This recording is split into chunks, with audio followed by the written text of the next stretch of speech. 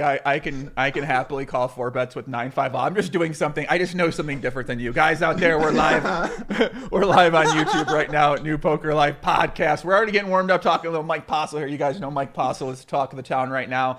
My name is Joey Hermonic, Chicago. Joey, podcast guys tomorrow. Jean-Robert Ballon's going to be on 5 p.m. Eastern time. He's coming over in studio, making some magic. And yesterday we had on Big J, Jamin Burton, who had a lot of experience with Mike Postle, gave some behind-the-scenes insight in terms of him and Justin Caritis, Stones Live, and Postle in general. That's it, guys.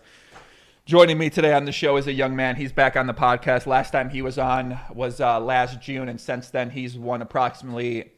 I mean, I would joke and say like 75 million in tournament earnings, but I actually think it's only maybe like 35, 40, something like that. He's up about 30 million. I wouldn't say he's up, but he has 30 millions in earnings this year, including a 20 million United States score. Yeah, and $1 million buy-in pound, euro pound. I can't keep track of kind of what the buy-ins are these days. That happened earlier this year. He also had a couple big scores in the Triton Poker High Roller Series earlier this year as well, too. He's a man that loves traveling. He's a man that loves the high-stakes lifestyle. He's a man that does not enjoy studying a poker solver out there, and he gives all of you hope out there that you don't need to pick up the solver, but at the same time, he plays against a lot of the solver players, so he's actually able to pick up their strategies quite well and incorporate them into his own game and form his own unique style. And if he had to play Mike Postle heads up and Mike Postle was able to access the cards by looking down at his crotch area, I think that he'd be able to win. We're joined by Bryn Kenney. Bryn, welcome back to the podcast, brother. What's going on? What's up, guys? Nice to be here as always. Love talking to my boy Joey over here. You know, chilling in Tokyo, eating the best food there is, like just the usual life. Chilling. Having a good time? Oh, always, for always. sure. I mean, here I just like wake up, go eat like some bomb food for lunch, walk around like the city all day. It's amazing. Even just like the trees, everything.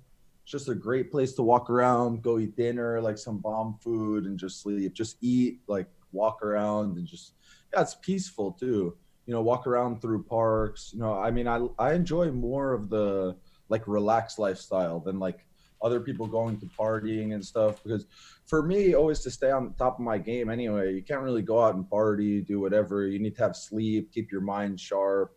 So I'd much rather enjoy like going into an onsen, going up into the mountains, walk around, just like chill around, breathe the air, lay in the grass, lay on the beach, get my shit right, do it good, do it the best. So a lot of relaxation, a lot of kind of keeping your mind clear and not really caught up in sort of all the hectic distractions that the world has to offer us these days. Yeah, I mean, the thing is, I feel like if you can't do something about it, what are you going to waste your energy like to kind of think about it? If you can do something about it, if you can make like a change in some way, I'm all about making change. I try to help all the people that are around me in whatever ways I can, not just like money, just like to put on like a right path. Like, because, you know, I see, just like from being a poker player, I see like everything like a problem. So I could see someone's life and kind of dissect like, hey, you're like fucking up here, you need to do this, and you need to stop like doing this, this, and this. And the fortunate thing is, because I've been through all this stuff, a lot of people actually listen to me, where if they don't listen to anyone else, they'll listen to me at least. And, you know, if you don't listen, if they're not going to at least be open-minded to listen to me, you know, you got like a rough world ahead of you. Yeah, so do you think people listen to you because they respect the accomplishments that you've had in terms of overcoming that adversity multiple different times and then excelling and pushing past forward there? Whereas a lot of other people, they might not listen to you because they don't have that same respect level, but for you, the way they view you might be a little different. Yeah, I think, well, because like I'm the best at what I do, instantly like people will like listen to the words that I say. And then when it comes down to stuff like that, like, yeah, hitting lows and kind of accepting where you're at and being able to take it and fight as hard as you can. Like, I'm kind of like the poster for that. Like, I feel like I'm like the poster where you could do whatever you want as long as you set your mind to it. It's just the things you want that are tougher or greatness type of things. Of course, I feel like you're going to have to get tested more than everybody else. So I kind of accepted, if I want to be the best, if I want greatness in my life, I'm going to have to get tested harder than everyone else to prove that like I really want it. So when you say getting tested, you mean in terms of the people you play against or the overcoming the adversity in your life that you have, or What sort I of mean, more ways of like the stick out? overcoming adversity, like in your life. Like, you know, a lot of people will, something bad will happen to them and they'll just panic and lose their mind type of thing. Right. I try more to just accept everything that happens as a necessary to happen, to learn from and to get me to where I want to be. Just take everything as a positive, take everything as either great thing in life or a learning experience that you needed to learn to become stronger for whatever lies ahead for you. So basically, what you're saying is you're great at reframing negatives and turning them into positives. And instead of seeing something as a bad thing, you look at that more as this happens. It is what it is. Let's figure out a way to learn from it and to get better at it, to get better at just whatever it is we're doing in general through this experience that might cripple some other people. But to you, that's not the way that you view it. Yeah, exactly. Like I kind of just accepted things that other people would get crippled to as just like a normal day and breakfast. And kind of like the way I always thought was the past is just over. You can't do anything to change it. If you want to cry about it, like you're kind of going to go nowhere. So instead of crying about it, just accept what happened and just live in the moment. Right. Yeah, I think that's a tough thing for people to do, especially because when you complain about something in general, it usually comes from a negative standpoint. So in your mind, you're not thinking, well, how can I learn from this? You're more thinking like, I'm feeling this right now, and Yeah, I'm like just that. going to keep I'm feeling it. unlucky. Why Right. did this happen to me? Like this person's luckier than I am. This person has a better life than I do. Like a lot of people just try to judge the way other people's life are without even having a clue, like what actually happened in the life. Where, you know, a lot of people are like, oh, I could be there, but I wasn't as lucky as Bryn was. Like, okay, sure, like as lucky, but all the other people who went through like these $1 million swings of being like broke to negative, like you can kind of tell like it affected their mind completely. They're not like as sharp and they're not the same person as they were before. A lot don't even have the drive to try again, really. Right. So thinking like that you could live like a life that no one else was even really to be able to like live and prosper, like yeah, sure, like, but you're over there complaining saying that you could do this. I mean, to do what I did, I think you really have to have like the strongest mindset. I mean, of course I acted like an idiot a lot of times with money. I mean, whatever, I was a young kid who made a lot of money, always wanted to help out all the people around, and just instead of saying that, oh, this is shitty, just like, oh, whatever. I mean, my life is great. I love my life. So anything that happens, like, whatever. I mean, I've gotten to call my own shots for my whole life. No one could ever tell me what to do. For me, like, that's the most important thing. If no one telling you what to do and being an independent person, being able to go and do whatever you want, whenever you want. I mean, that's what's like the most value to me. There's so many people out there who are so rich who actually can't do anything close to what they want. Mm-hmm. And for me, it feels like prison. If I can't just get up and go wherever I want, whenever I want, it feels like, do I really live my own life then? Right. I think I hear that from a lot of poker players in terms of why they pursued poker and why they excelled at poker is because they really sought out that freedom and that control of their own life.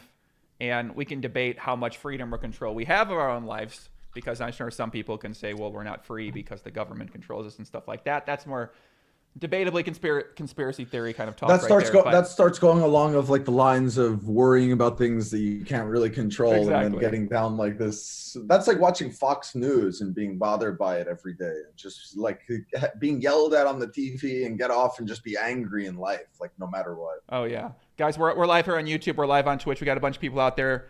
Easterdams with the raid on Twitch. Thank you very much, Easterdams. Guys out there, you guys know, big shout out to Carl right now. Guys, if you're watching right now, make sure you give a big shout out to Carl. You know, we're practicing CTO, crotch theory, Carl theory optimal around here.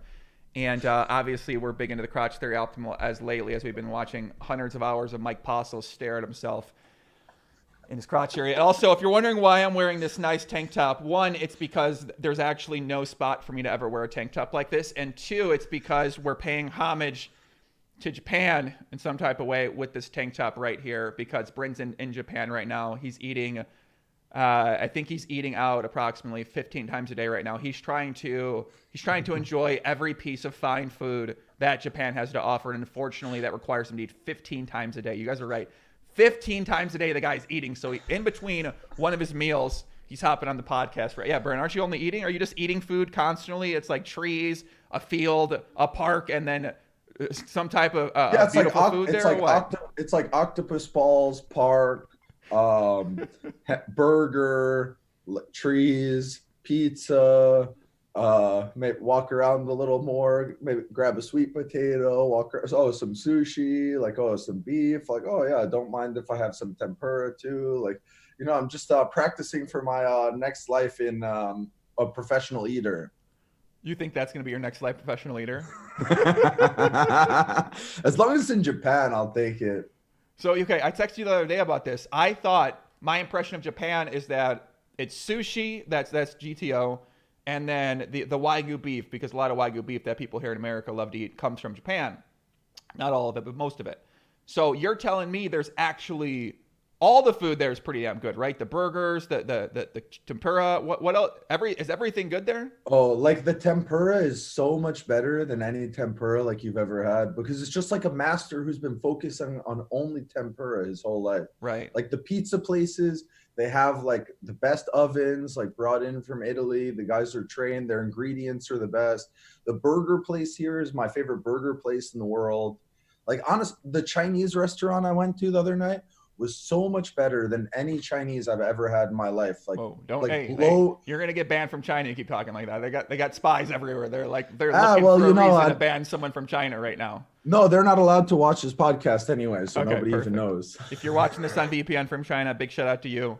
Please do not ban. Big shout out to you guys. We got shout out to China. Listen, I know it's a contentious the topic right now. We're gonna move right past it real quick. So yeah. So the food out there is good, no matter if it's top, like insane. The drinks too, like even just let's say lemonade. They make just the best lemonade, just natural, and the lemons are the best. They take care of things the most. That's the thing. Everybody, no matter what they do, if they're a farmer, if they're helping you cross the street, they just have pride in what they're doing. They'll give you a smile and just, yeah, it's a great place. Tokyo, of course, is a bit busy like New York City is, but once you get outside of Tokyo, it's like just farmland, relaxing, nice people, onsens all around, which is just natural hot springs in the mountains, which is probably the most relaxing thing you could possibly do. Apparently, they have the best snowboarding and powder in the world, which I'm going to check out this year in February. Like, it's like, oh, even if you go and look at like the beaches in Okinawa, it's like clear blue water. It's like they have actually everything here, like the full range of everything, and it's all top. Can you move to Japan, or is this someplace you just would prefer to visit, or do you ever see yourself maybe relocating there? No, I see myself like spending maybe 2 months a year here, probably for like life. Maybe come in for 2 weeks, 3 weeks at a time. Yeah, I don't know. I don't think I really want to spend all my days in one place. I always thought about it more like I'd rather spend 3 months a year in 4 different places, just like places that I like for different parts of the year. That's nice. So like, for instance, Tokyo is way too hot during the summer. Like I came during the summer and the humidity, you can't even really walk around at all. You walk around for 3 minutes and you're just dripping sweat.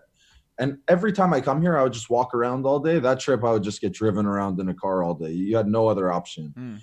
But during like then sometimes of the year, like May, August, like it's beautiful and you can go so many places.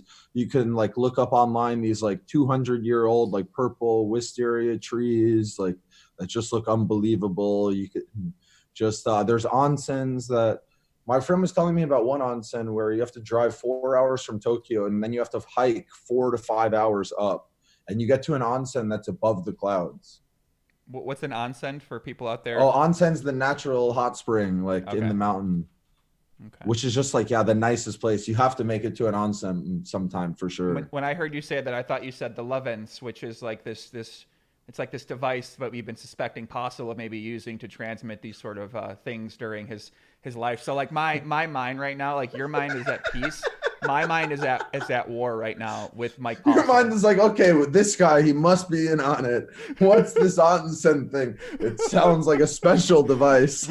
Our lives these past 2 weeks have been very, very different. I feel like I've been staring at a man making these faces like he's got something inside him. I just, it's like a different thing, right? It's like, is the poker scene in Japan, does this exist there? Have you been educating the Japanese poker, the poker world? There have been like some guys there have been some guys who came around recently, like playing a bunch of the high rollers, like 100Ks in Barcelona and Aussie Millions and stuff. So I think Japan poker will be huge, but there's no poker really set up yet. But from what I've heard, that Japan's already got deals to license casinos. It might not happen for 5 years or 10 years or something. When that happens, it'll be huge. Like Japanese guys like love to play poker for sure. Definitely like a great market to get people to play poker. And yeah, for sure. Yeah, I don't really know if there's any sort of Japanese culture over there with poker, or if there are popular Japanese poker players at all, because I can't remember really seeing too many people from Japan in general. Even on even online, I don't really remember too many of those guys on there for the Yeah, most part. one of the beasts in like on Poker Stars, like K Junior from Oh, Japan. okay, K Junior, he played. Japanese kid, do I know? Yeah, he's one. He's I would actually say, he's actually Japanese, or I thought he made it. yeah. Okay, he's actually Japanese. Okay, yeah, he played a lot of I would guess PLO. that you maybe played with him in like Vegas during the summer. He always comes for like the whole summer, plays like high stakes PLO. Yeah, he's been playing PLO for a very long Oh, at time. like So Aria, he's always playing like high stakes PLO at the Aria. Maybe yeah, you've seen him before. But yeah, like Japanese, like thought to be the best Japanese player. I would say you think that he's a very good PLO player also. Like, so the thing is, there's just not really economy for poker because you can't really play. So not too many people are playing. The time zone sucks also. hmm. Like, the time that everybody plays, it's horrible time for Asia. So it's not like there's really been something that's for Asians, since you can't really target Chinese at all. So targeting like Asian only really works in these gray area things, because that's all like kind of China is about, at least for now. Hmm. Do you see that sort of changing anytime in the future in terms of how I mean, poker works over there? if that changed, I mean, that's when like poker really would blow up. The person who can make that change in China could be the richest person in the world. Is that do we know the person? No, I mean, maybe some people try. Like, I would say right now, like China wouldn't really listen to anything about making like gambling legalized. But from what I heard from my Chinese friends, like it is getting more Western in China for sure, the way Mm-hmm. that things are done. So I don't know. It's all about like everything for change is about the people that are in charge just being open minded and listening to what's in front of them. Mm-hmm. Because if someone's just closed minded, it doesn't really matter. Just like kind of I say in life, like no matter how smart you are, if you're closed minded, I honestly just don't believe that you're smart, because nobody can just, even if you have the sickest brain ever, like yeah, sure, like you're very very smart, but you think that you know way more, way too much, and your mind isn't open for learning more. And if you're not learning, like how are you really improving? Or so I think to improve, to get smarter, to get better, no matter how smart you are, you have to be able to listen to people. Yeah, I think that as you get more knowledge and get more confidence in yourself, your ability to want to listen to more people, I think it decreases over time.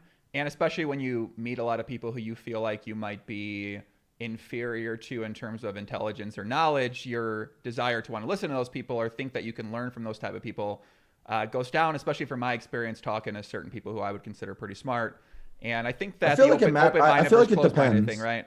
Yeah, I think I open think it minded really versus closed minded in depends. general. I think it really depends, like who the people that you surround yourself with. Mm-hmm. Because when I was younger, you think that I would just like surround myself with a bunch of people who like didn't really have the same drive as me, that were kind of looking just for handouts, for easy, whatever. But they thought that they could go on like the same path. They thought that I won because I was lucky, and whatever happened to me because I was lucky. So, when you have people around you that are just like this, they can only drag you down. So there's only such like a cap that you could go. And when you have these people around, you don't really feel like you should listen to them, because they're not doing anything smart in life. So what are you really going to listen to? Mm-hmm. But then when you grow up and you realize how important it is, just the people that you have around you, which actually I think is number one most important. If the people around you, they're just taking advantage of you, they're just going to drown you no matter what. But if the people around you are smart people, good energy, trying to bring you up, like these are the people that you're completely open to listening to, because you see that they're acting smart in their own life. So I feel like if you're acting smart in your own life, you're only going to listen to another person who's acting smart in their own life. So if you're in the right setting, I feel like you can be completely open-minded, and in like the wrong setting, you can be completely closed-minded, where in the old settings, I wouldn't really be caring to listen at all. But now in new settings, the people who I hang around with, I always feel like there's something to learn from. I kind of always have just the thought that I know a lot about what I know about, but about everything else, I just want to listen. Right. So what do you think about people out there who aspire to have these different types of people who are more like them around them, but they've evolved past this point where their friends aren't quite where they're at, but they still want to be friends with that person, but they don't necessarily know how to do that? Because I think that's what a lot of people deal with, is they deal with people around them who they've known for a long time, who they got along with at some point in time, but now they're just not on the same page and they feel bad, or they don't know how to break that tie, or they don't know how to, I guess, look outside that group for other people to Yeah, grow I mean, with. it's tough for sure. But okay, I actually had a conversation with someone yesterday, a friend of mine, who came in and we're talking like a bit about life. He was going through like some tough stuff, and I was just giving him some advice. So he was telling me just a few things about people. So he's like, yeah, so he actually asked me that exact question. He said, what do you do about someone that you've known for a long time? So the thing is, I asked him, like, it all depends really what this person is doing. If the person's acting just like dumb in life, you can try to give them guidance. But if someone doesn't want to listen, like, you can't really make anyone do anything no matter what. Mm-hmm. So like, for me, I'm happy to spend my time to try to help anybody if they're looking to listen. But at the same time, if someone isn't looking to listen, I feel like I'm wasting my time and I lose interest fast. So he's telling me about these guys that have been longtime friends for his, and he's pretty much telling me how they're just taking advantage of his kindness, and they know that he's going through a rough time, and still they're just like abusing his kindness. It's like, so what do you do? It's like, to be honest, if I was you, I would go back. I would go, and like, he's doing some business with them also.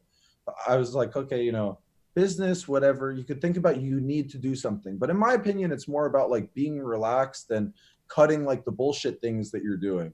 Like, if you're a smart person, you can start a new business, you can get into something else. It's about being able to accept, to like fold your hands that you're going and just like move on to the next. So I told him, honestly, for me, what I would do is I would go back when you get home. I would sit with these guys and just tell them, hey guys, look, like, I'm just finished. Like, I wish you guys the best, like, in everything you do. Like, no reason ever even really to badmouth. It's just like, if you don't think that someone belongs in your life, it's just, if I think that someone doesn't belong, I'll wish them the best. Like, hey, I think that just we're not really on the same wavelength. Maybe it's because of energy, maybe it's because of attitude, but I wish you the best. I hope everything goes well for you, but just not for me. And then what happens in that situation when they are not positive to that sort of tone, right? I think it Well, I takes a mean, it very doesn't self-confident matter. person to be able to say Yeah. that to someone and then deal with the ramifications of that person talking shit about them to other people. And that there's all these other things that come from that too. If it was that easy, I think a lot of people could be able to do it. But if it's someone you knew for But a long everything time, in life, like, yeah. people, that's the thing. I always kind of just train myself that I don't care what anybody else says about me or what anybody else thinks about me. Like, I would say I judge myself harder than anybody else judges themselves, to be like a good person, to work hard, to do the right thing always. So the thing is, if I really just will always reflect on the way that I'm acting and always think about it, think if I'm doing everything wrong. I always try to do good to every person, make sure I never make an unfair deal with anyone, never use leverage against anyone, like for power or anything. I believe more in just making good deals with your friends. You don't need to make the maximum amount in deals. It's much better just to show that you don't need to make the maximum, that you're willing always to be fair, and then people will always just want to deal with you. And the thing is, to attract the best type of people in your life, you really need to be on a wavelength like that. Hmm. Because even if people like that come into your life, if you're negative, if you have, people just aren't going to want to be around you no matter what. Like, if someone comes into my life and they just start acting negative, it doesn't really matter what type of person they are. I'll maybe try to tell them, like, hey, look, I don't like this, like, around me. And if it just continues, there's just nothing I could really do except, hey, I wish you the best, like, on your journey, but it's just not going to be a part of my journey. And I guess when you say the best, you mean the best for you, because there are a lot of other people who do complain, and And if you're a complainer, you can find camaraderie with those people as well too. But in your Well, instance, that's the thing. for You yourself, attract what you are. right? Like you Exactly. attract what you are with your friends, with your wife, with your girlfriend. You'll if you look around, you wind up seeing that a lot of people that spend time with each other, they're similar type of person. Right. So yeah, like exactly. If you're complaining, you're going to draw people who are complaining into your life. Right. I And think then, I mean, that's just like negativity for me. So if you want to just be negative all the time and not see like the beauty in life, the thing is, I just try to see the beauty in life, like completely. Like mhm. I try to enjoy like every breath that I take and walk around and enjoy the air like that you breathe. Just appreciate that you have legs to walk around, that you're in like shape, that you have a sharp mind, that you come from a good family, that you're born in a place where you actually have chances to do something in life. Like, you know, a lot of people just try to look at negatives. I just try to be like appreciative for everything that I'm blessed with and just go like that route instead of try to say anything that I'm not blessed with. So how do you stay mindful in terms of when the distractions start to pick up, in terms of whether it's your diet gets off track, or in terms of if there's some sort of negative thing that happens in your life with someone that you know? How do you bring yourself back to a mindful place to remember that? Because it's really easy to get out of that space and lose Yeah, sight it's of about this. like growing. Like I wasn't so good at this all the time. It's not like this attitude and the mindset that I have right now has been me for a long time. I would say honestly, in the past year, I've grown more than I grew in my entire life before then. So the way I would say to do it is, you know, if something happens or you're dealing with something, you kind of just you can take it and you can accept it, but at the same time you don't have to like let it go inside you and like kind of eat you away. Like you can accept what happens and kind of let it go over your head, Mm, and then still like reflect and think about and what you want to do to change it. But as soon as you like take it in, like I was talking to my friend yesterday, like he just has anxiety because all these things are going on, like, you know, and it's just like a weight on your shoulder. Like the more weight you put on your shoulder, like the more you're just going to worry about it. So mhm. instead of having all this weight on your shoulder, you need to, instead of worrying, just figure out a way to solve the problems that you have. Like Right. accept what happened, let it go over you, not inside of you, and just accept it that it is what it is, and you can only do what you can do. Yeah, you need a lot of mindfulness for this. So if you're wondering why you aren't like this out there, I would recommend studying mindfulness, because the ability to be mindful is the ability to be present and not be stuck in the future or stuck in the past. And the anxieties that we have a lot of times come from those past or future thoughts that we have. So if you're wondering how to get past that, I would immediately go to the idea of mindfulness. And I I guess would say that that's like the best life also. I mean, nothing better than just not worrying, not stressing. I mean, other people say, honestly, I believe that I never stress. I never really worry about anything. mhm, I accept everything just is what it is. And I just take the situation that I have and try to make the best decisions that you can. And one thing I've always been very good at is when I'm at the bottom, making those best decisions that I can. Kind of, I always told myself, like when things were bad, okay, well, you've got two options. Option A is that you could just complain and say blah, blah, blah, blah, blah, like I'm here for because of this and that and that. But that's just like admitting that you lose. Like that's admitting defeat, that something was too strong for you. Instead, I don't want to admit defeat ever. Like if you want to like beat me, you better kill me because I'm just going to keep coming back. And it's just about kind of putting things in your head. So for me, even in the roughest times, I would think, okay, if I quit, not only do I quit for myself, but I quit for all the people that I care about that are mhm. close to me, that I can positively influence their life if I'm doing well.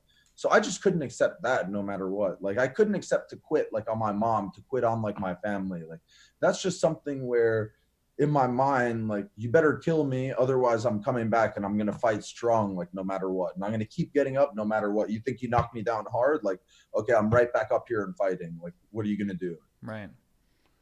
Yeah, I think people out there they talking about poker and how this applies to poker. I mean, this mindset's very important for poker if you're a professional poker player, in terms of overcoming the adversity and getting past downswings and overcoming challenges in your own game. I mean, these type of things and this type of mindset is incredibly important in terms of getting to the top level that you can possibly get to. So if you're out there And just wondering and how does just this on apply to like a poker, daily and just on like a daily basis, even it's so important when you play poker.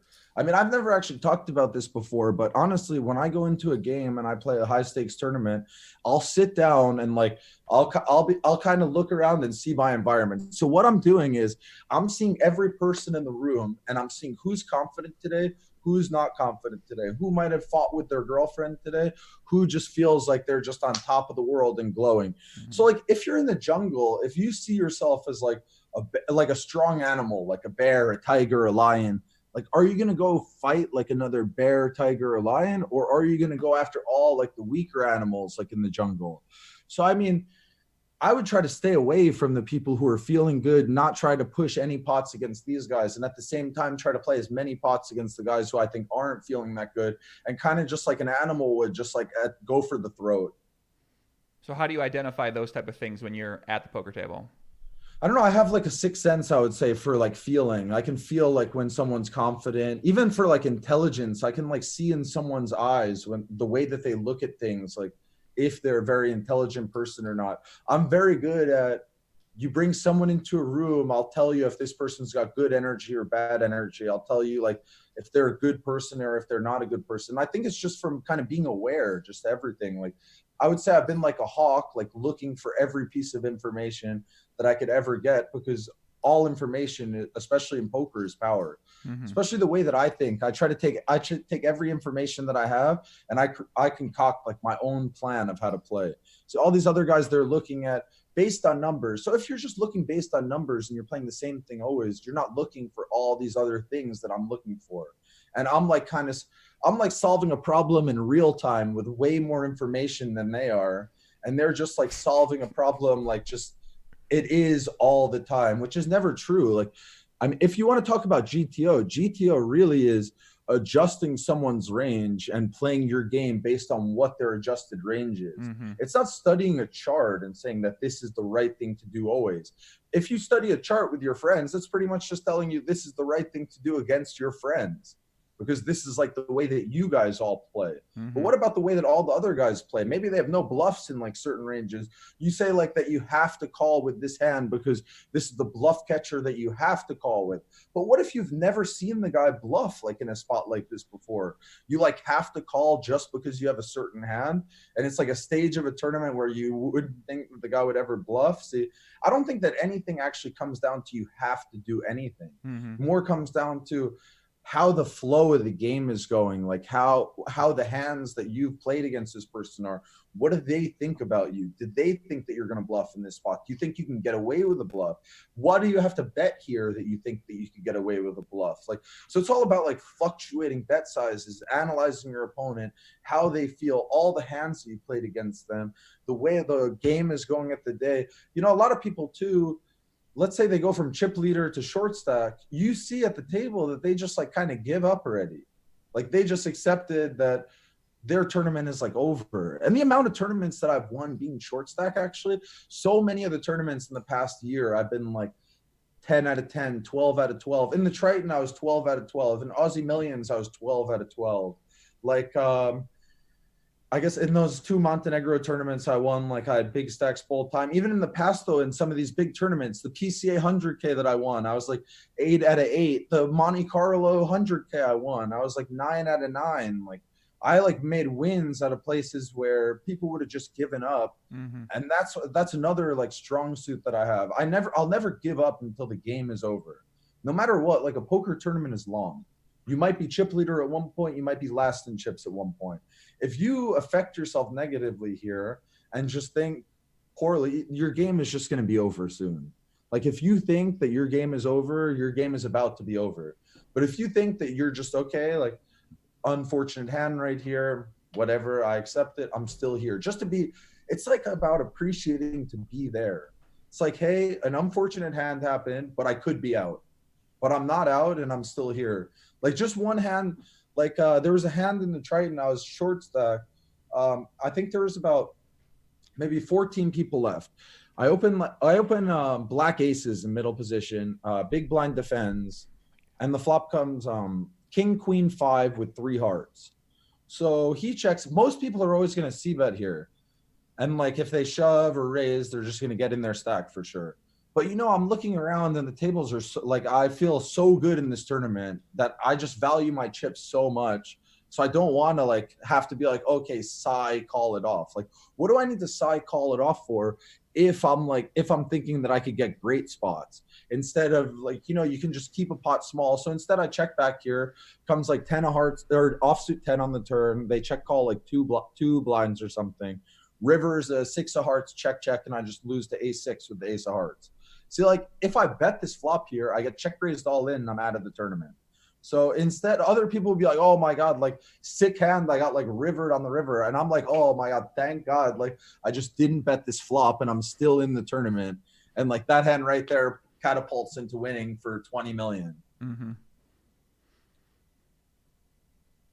I think so. Here, Fedor Holz talk about something like this before on the podcast when he talked about he does things that other players might consider standard. He decides to take different lines because he wants to.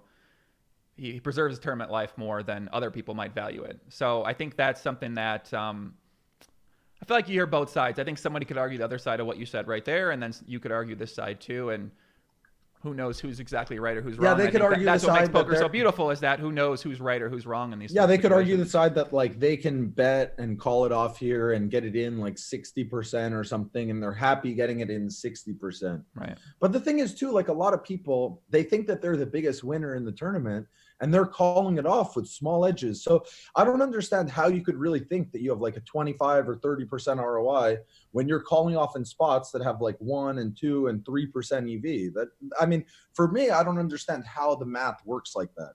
I feel like if you feel like you have such an edge, that means that you're not calling it off in low EV. That means that you're like going to abuse spots and you're going to be the one who puts the other people in pressure, not the one who just calls off to win 3. Like, because then like, is it actually true? Are you the best in the tournament, or are you just like firing maximum bullets, getting small EV and kind of charging your investors like huge markups? Well, how do you know that you're the best in the tournament? How do you figure that out? How do you know that, especially in a field of top players? How do you know if you are ever? That's the thing beautiful about poker, that everybody thinks that they're better than everybody else. Right. And that's what the beauty of like the game is. For me, the way I analyzed everything always was, what percent of correct decisions are you making? What percent of bluffs are getting through? What percent of hero calls are right? Like that for me really shows who's the best. It doesn't matter if you lose 1 big blind or you lose 0.01 big blinds by folding this hand in the big blind. Okay, sure, that's what your own game is. Maybe you give up like a little EV there, but maybe I'm just like robbing people blind too in other spots where like I'm chipping up, and I kind of just see it different where I want to use my chips as leverage, and the lower you sink your stack, the less leverage you have kind of to maneuver. So even if you value your chips so much, you can still maneuver as long as you have a big stack, and you can still make big bluffs without being all in, as long as you're not squandering your chips. So I kind of always saw just the value in not squandering my chips. Mm-hmm. And I guess like that just comes with experience. You squander your chips in some spots, and then you put a lot of thought into it, and then you say, okay, well, maybe I want to play these type of spots differently in the future. And that just comes with pattern recognition and the experience of being in those spots and being mindful to remember exactly what took place in these spots too. Yeah, plus, everybody tries to say that you don't do something because you don't do it the way that everyone else does it. Mm-hmm. Like, if anyone says, like, I don't study, so what did I do my whole life then from 17 to 29 when I played poker all day, every day, didn't take a single vacation, and just sat around and thought about the hands that I played against the high stakes people I played them against, the way that they're thinking, and the way I would just sit around and try to come up with strategies that's better or that beats the strategies that these guys have. Mm-hmm. One time, Connor Drinnan, who I thought was like always one of the toughest like players online, like very tough like player, told me one time, he's like, what you do better than everybody else is you're ahead of the curve. You figure out what the next way to play that beats the current way to play. Interesting. And I guess you do that by just the way you study is just thinking deeply about it. Yeah, I sit around, like smoke a joint and just think about poker all day. I mean, I wouldn't really do anything else in life. Like every thought that I kind of would have always was just about poker. Do you still do that right now, or are you more balanced in terms of the thoughts that you have in general? No, more balanced for sure. Yeah. But like that's definitely what got me to where I am, just to like practice every The day. obsession, right? The obsession, the constant 24/7. Exactly. The obsession with wanting to be the best. Right. And do you feel like at this point in time you've become the best? Yeah, I mean, there were points in my career where I wouldn't really say that I was the best. I've been reflective on all the hands of everything I play. I mean, I'll give a challenge to anybody that find the hands out there that I've played and show me anybody else who's played like who's made more right decisions with more like gangster moves and just like for instance, in the 2 Triton tournaments in Montenegro, I was told that I just played 4 days of flawless poker, no mistakes, completely animal, just going for the throat, and at the same time making great hero calls, great bluffs, and just like nonstop, just like being in the zone completely. And the same thing I heard about the Triton tournament in London. I heard that I would even surprise myself with how good I played. Every decision that I made was right.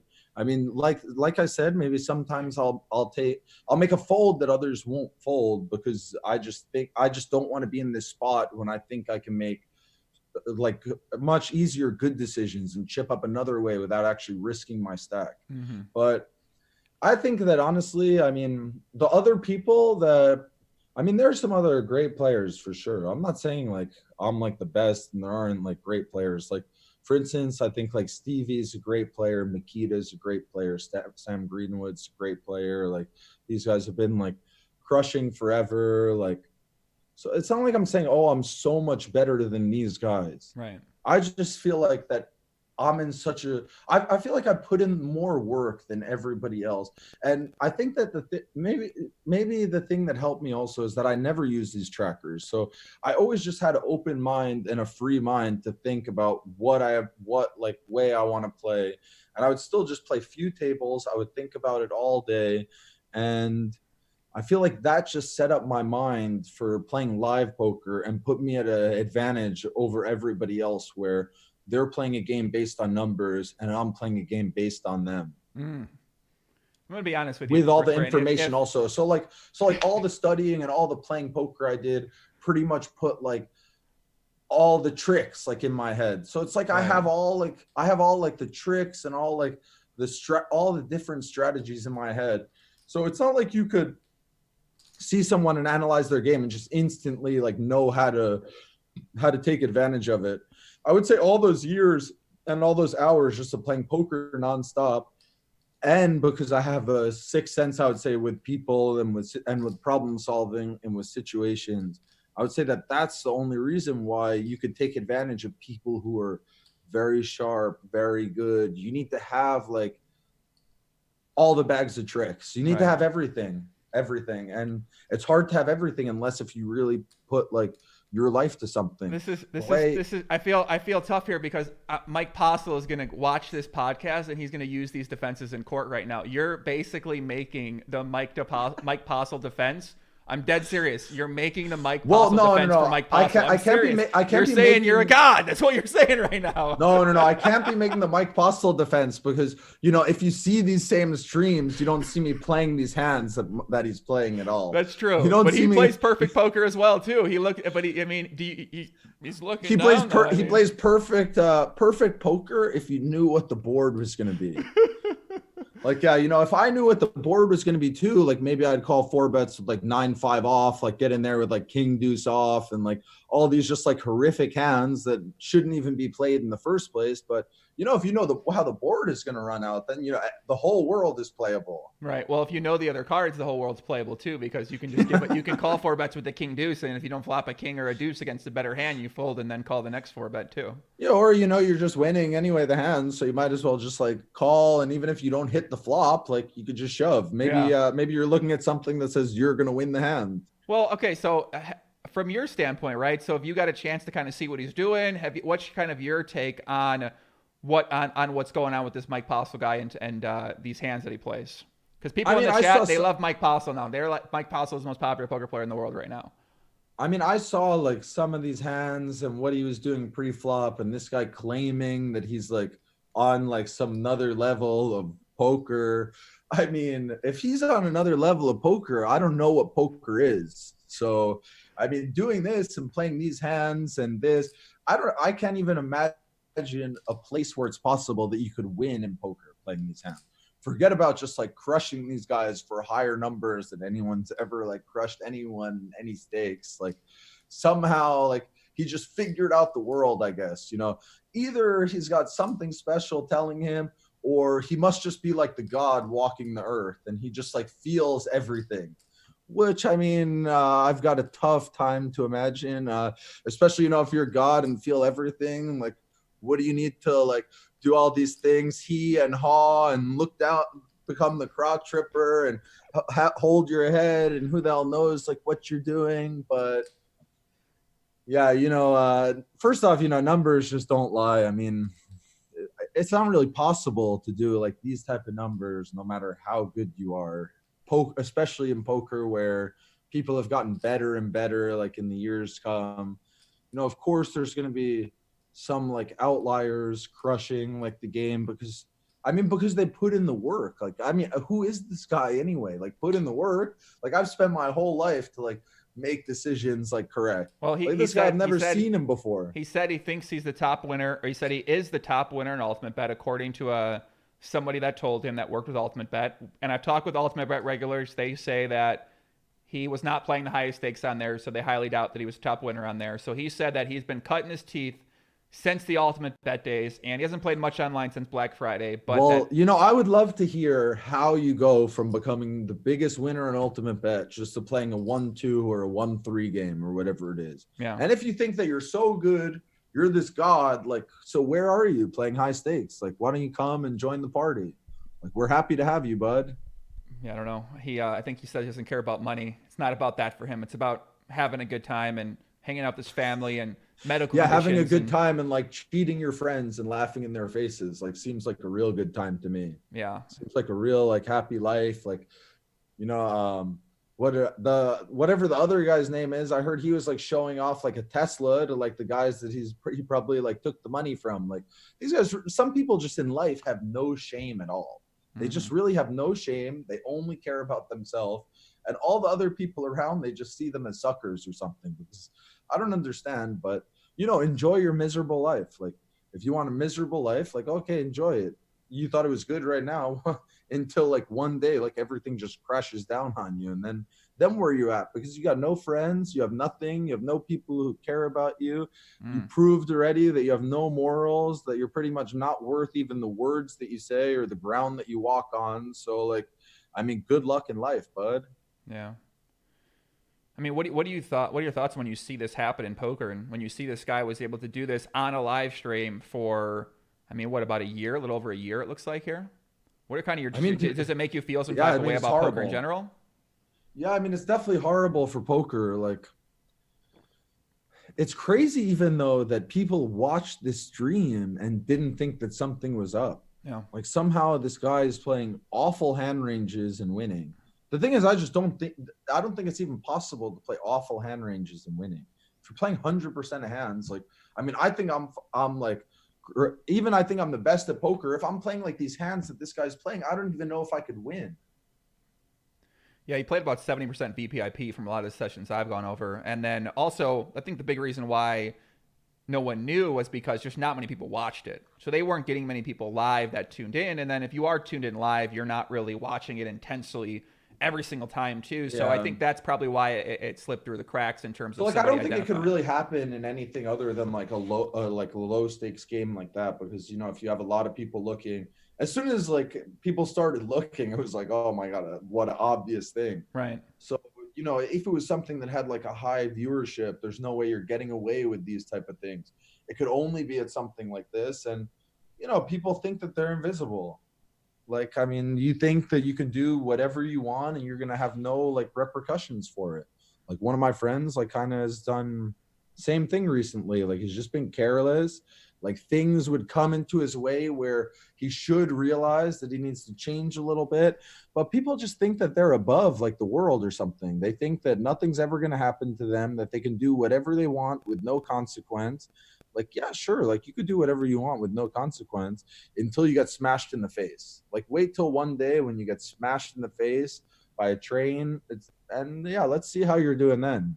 Yeah. I mean, I guess we're going to see what happens. And a situation like this, do you think that anything comes from it in terms of they get to pay money back to players that were impacted here? Or what do you think happens? Because if nothing happens in this situation, what deters people from doing this in the future? And if there are no consequences or repercussions for something like this taking place? I mean, I don't see how like if he doesn't pay or wherever the money went, I don't see how the casino isn't obligated to pay this money. Mm-hmm. I mean, first off, if I ran a casino like that, I would just pay off the money. I mean, what are you talking about? $250,000 for a casino? Like people are gambling that every night. Right. Like if you want to keep like your customer trust, to be fair, if I was this casino, I probably would have paid everybody already. Like you want to operate after like this happens and have a poker room, whatever, and have a good name. Like you need to do something right when it's clear like what was going on for a long time at your casino that nobody realized about, when almost certainly it was like a 2-person operation. So I mean, I always put it as like I try to offer the best of everything. If I put my name on something, I make sure that I put 100% effort onto it, because you only really get one chance. If you try to sell someone on some bullshit, they're not going to care what you have to talk about anymore. But if on the contrary, that everything you say is something that you would do yourself, that you do yourself, that you believe in, then people are always going to listen to what you say. And I feel like that's why I've gotten to a great point, even just in everything in business and just in life, where people will listen, because I just don't bullshit. I don't lie. I don't bullshit. I'll tell people how it is. I mean, some people don't even like it. I mean, if so, I just feel like if I see someone as a good friend of mine or close to me, if I don't tell them that they're fucking up, do I really care about them? Mm-hmm. So, maybe I'm hard on people for sure, but at the same time, like tough love is the way that I see it. Like if you're not hard on someone, you're just going to let them continue to keep doing the same bullshit that they're doing. And then like, are you really their friend? So what if you're hard on them and then they react in an emotional way where they're not very receptive to what you're saying, and it actually seems like it might do more harm to them than good? Like I'll just let them breathe. I'm not going to also like keep drumming on the same thing. Like if you don't want to listen, the thing is I'll put my perspective out there. If you don't want to listen, I'm not here to sell anyone anything.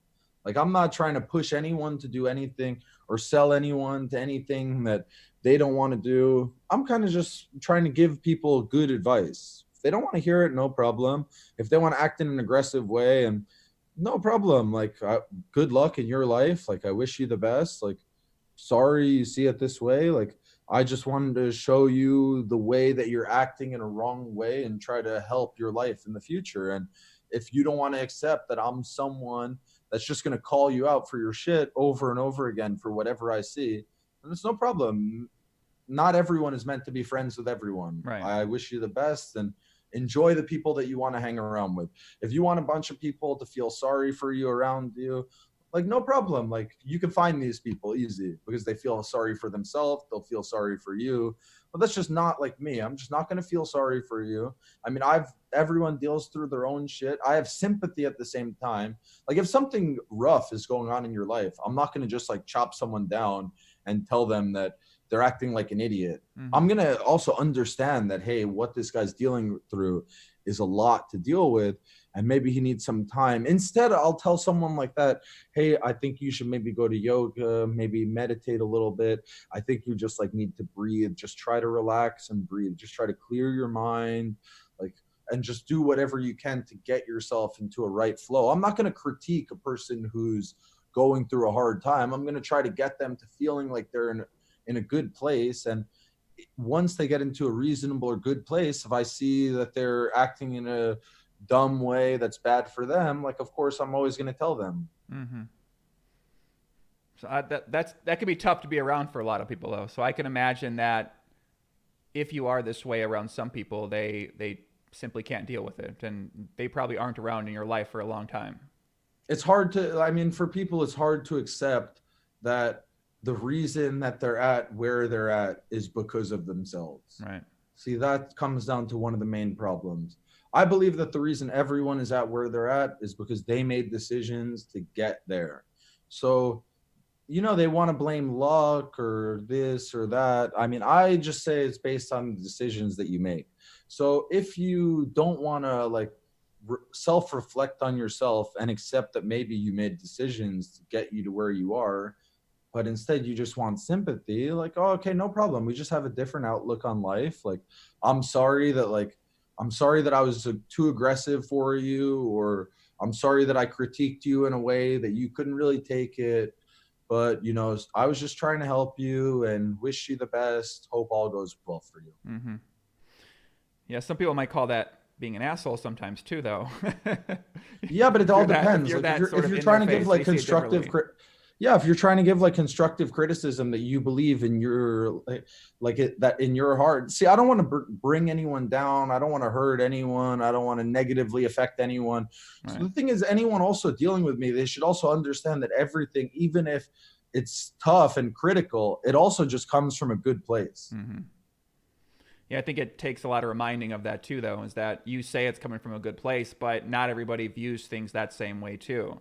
So when Yeah, you so say the that's why things, like people right, just don't really, they're not on the same flow. right, That's why, usually you wind up having the people around you that are on like your flow, because the other people, they're just not like on the same tune as you. mm-hmm.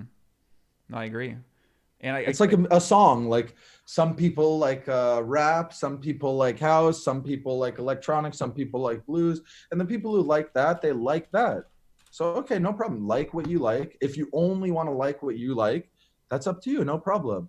For me, I'd rather have an ear for everything. I like everything. I don't say anything is horrible. Try to enjoy wherever you are. If you really don't like a situation that you're in, just get out of it. mm-hmm. I can see that being easier said than done for a lot of people, unfortunately. Yeah, for sure. You Of know, course, everything's always easier said than done, yeah. but the way is also, I mean, survival of the fittest. I mean, the strong survive and the weak get eaten. Mm-hmm. I guess, do you see it that way in everything that you do, or do you see that just in competitive things like business or with poker? I mean, I don't really see it as like eaten. Yeah, that's more of like in business and in poker and stuff like that. Because it doesn't necessarily that means you're getting eaten if you want to just like kind of accept a life that's simple. Maybe you want to go, you just want to sit around. Maybe you Mm-hmm. don't really have a drive to do anything. Like at the same time, I don't judge anyone who wants to like take a easy job, sit on their couch, like watch TV on the weekend, drink beer, like do see like whatever you want to do in your life, that's fine. I don't want to judge you for it. Like I feel like everybody else is different. Like what I do, I don't think that anybody else can do. And at the same time, I feel like it's always super important, no matter how successful you are, just to always keep your feet on the ground and never think that you're smarter or better than anybody. Mm-hmm. I just feel in a different way. Like I've been on a different path than everybody else. Like I wanted something that others didn't really want. And I put my 100% focus to getting to be where I wanted to get to.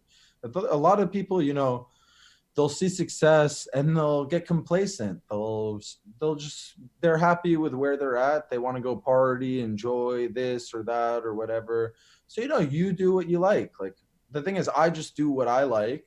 I accept that other people should do exactly what they like, because the most important thing anyway in life is just to be happy.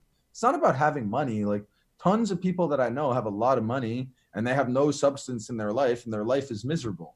And then a lot of people who I know also, like they come from families that are super close. They didn't have much money, but they're just like so happy because there's been happiness around them all the time. Right. So I mean, I would take no money and a happy people around you over money and being miserable and thinking you're above other people and always worried that people are taking advantage of you. See, like I mean, I've been screwed over so many times, but at the same time, I don't even think about that. I don't become like black in my heart because I think that people are bad. I think that people maybe make bad decisions when things are bad for them.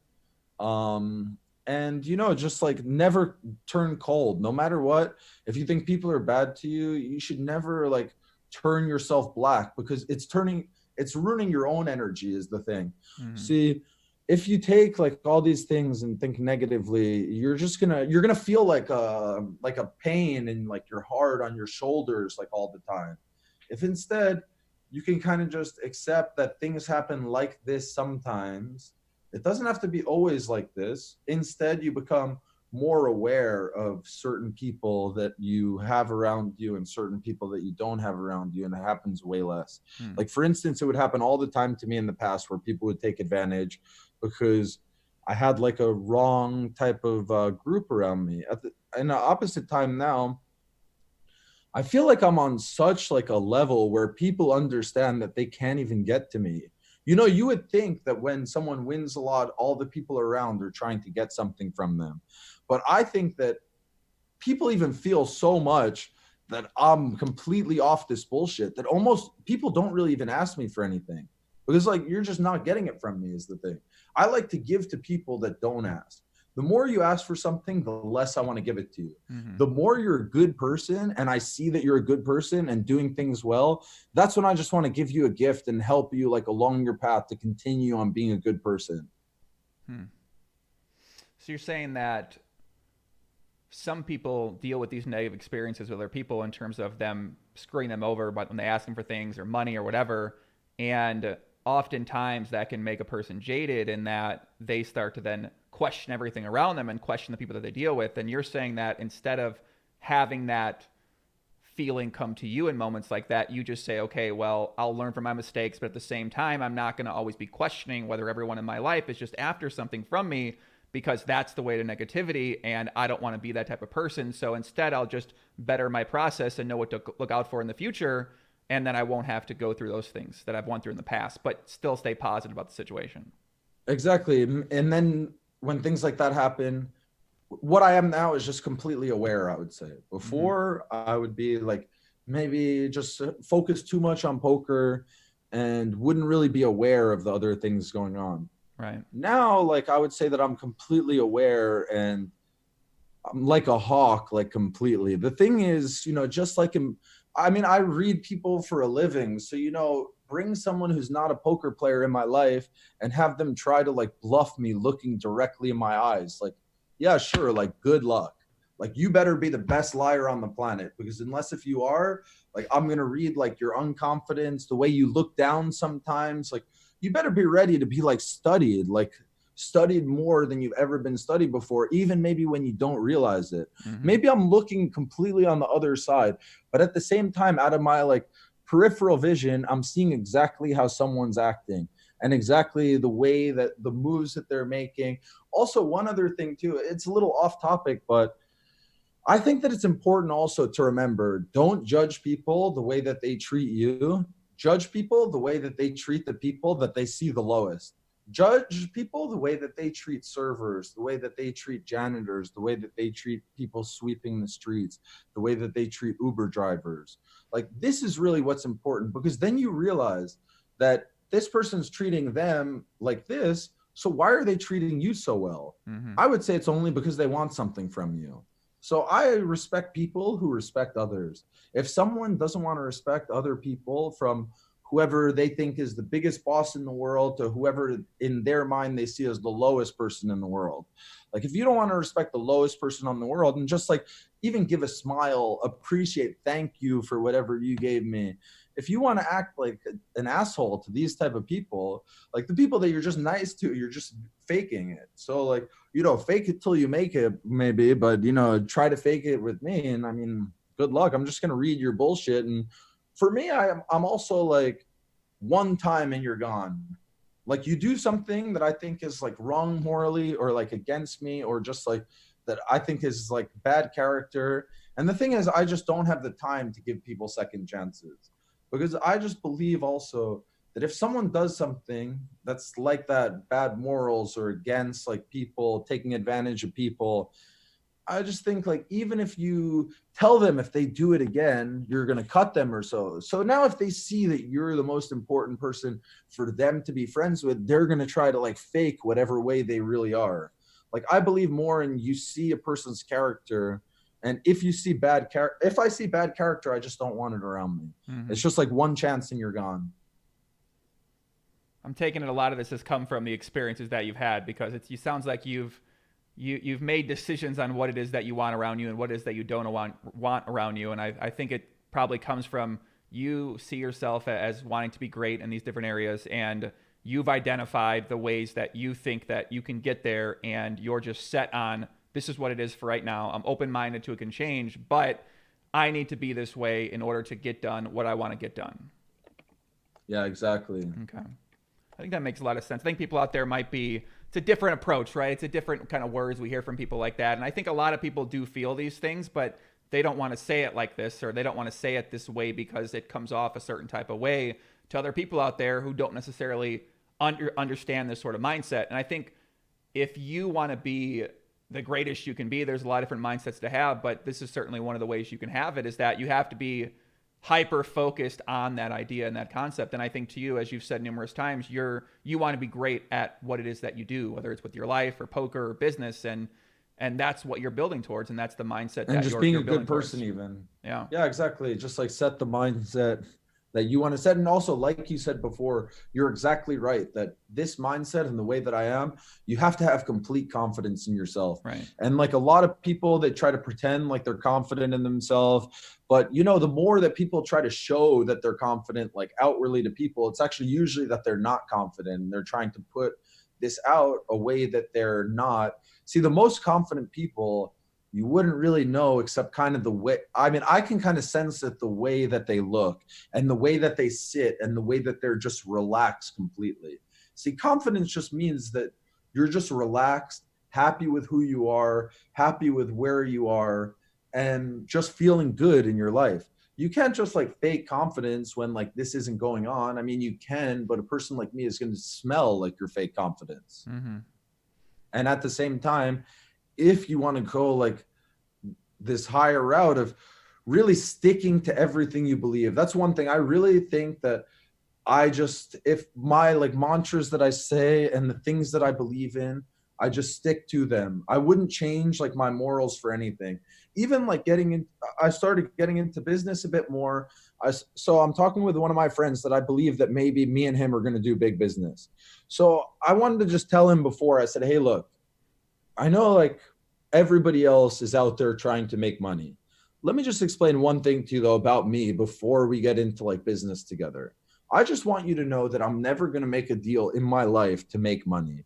If I think that something is doing wrong to others, I'm just going to throw it out the window no matter what. I don't care how much money you're going to offer me.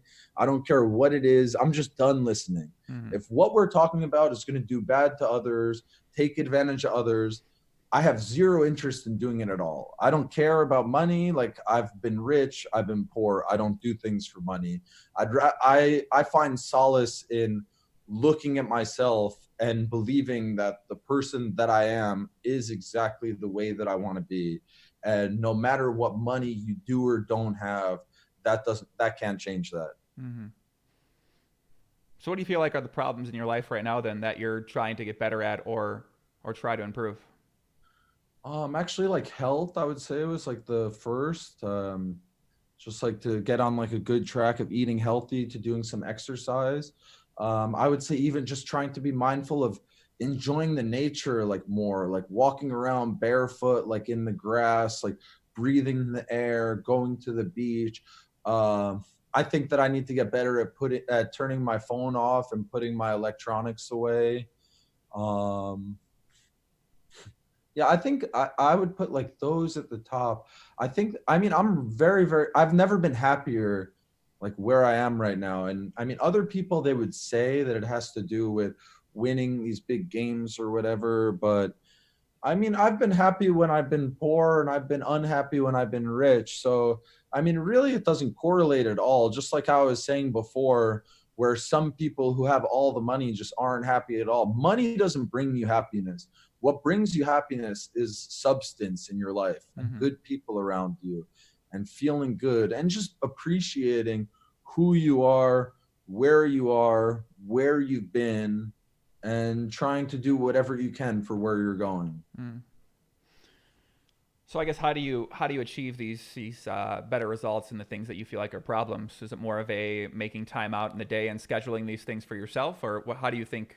What's your plan I would say to like, fix these things? I mean, guess? like, I'm very good like with this mindfulness, like we're saying, but it's just all comes down to more like being mindful of this is what I'm not doing and this is what I want to incorporate into my life, Mm-hmm. and try to always like kind of be mindful of that. Hey, maybe you're used to like sitting around and being lazy. Why don't you try to like, just instead of being lazy, why don't you just get up, breathe the air, and walk around for like a half an hour, 45 minutes, instead of just like sitting in your room.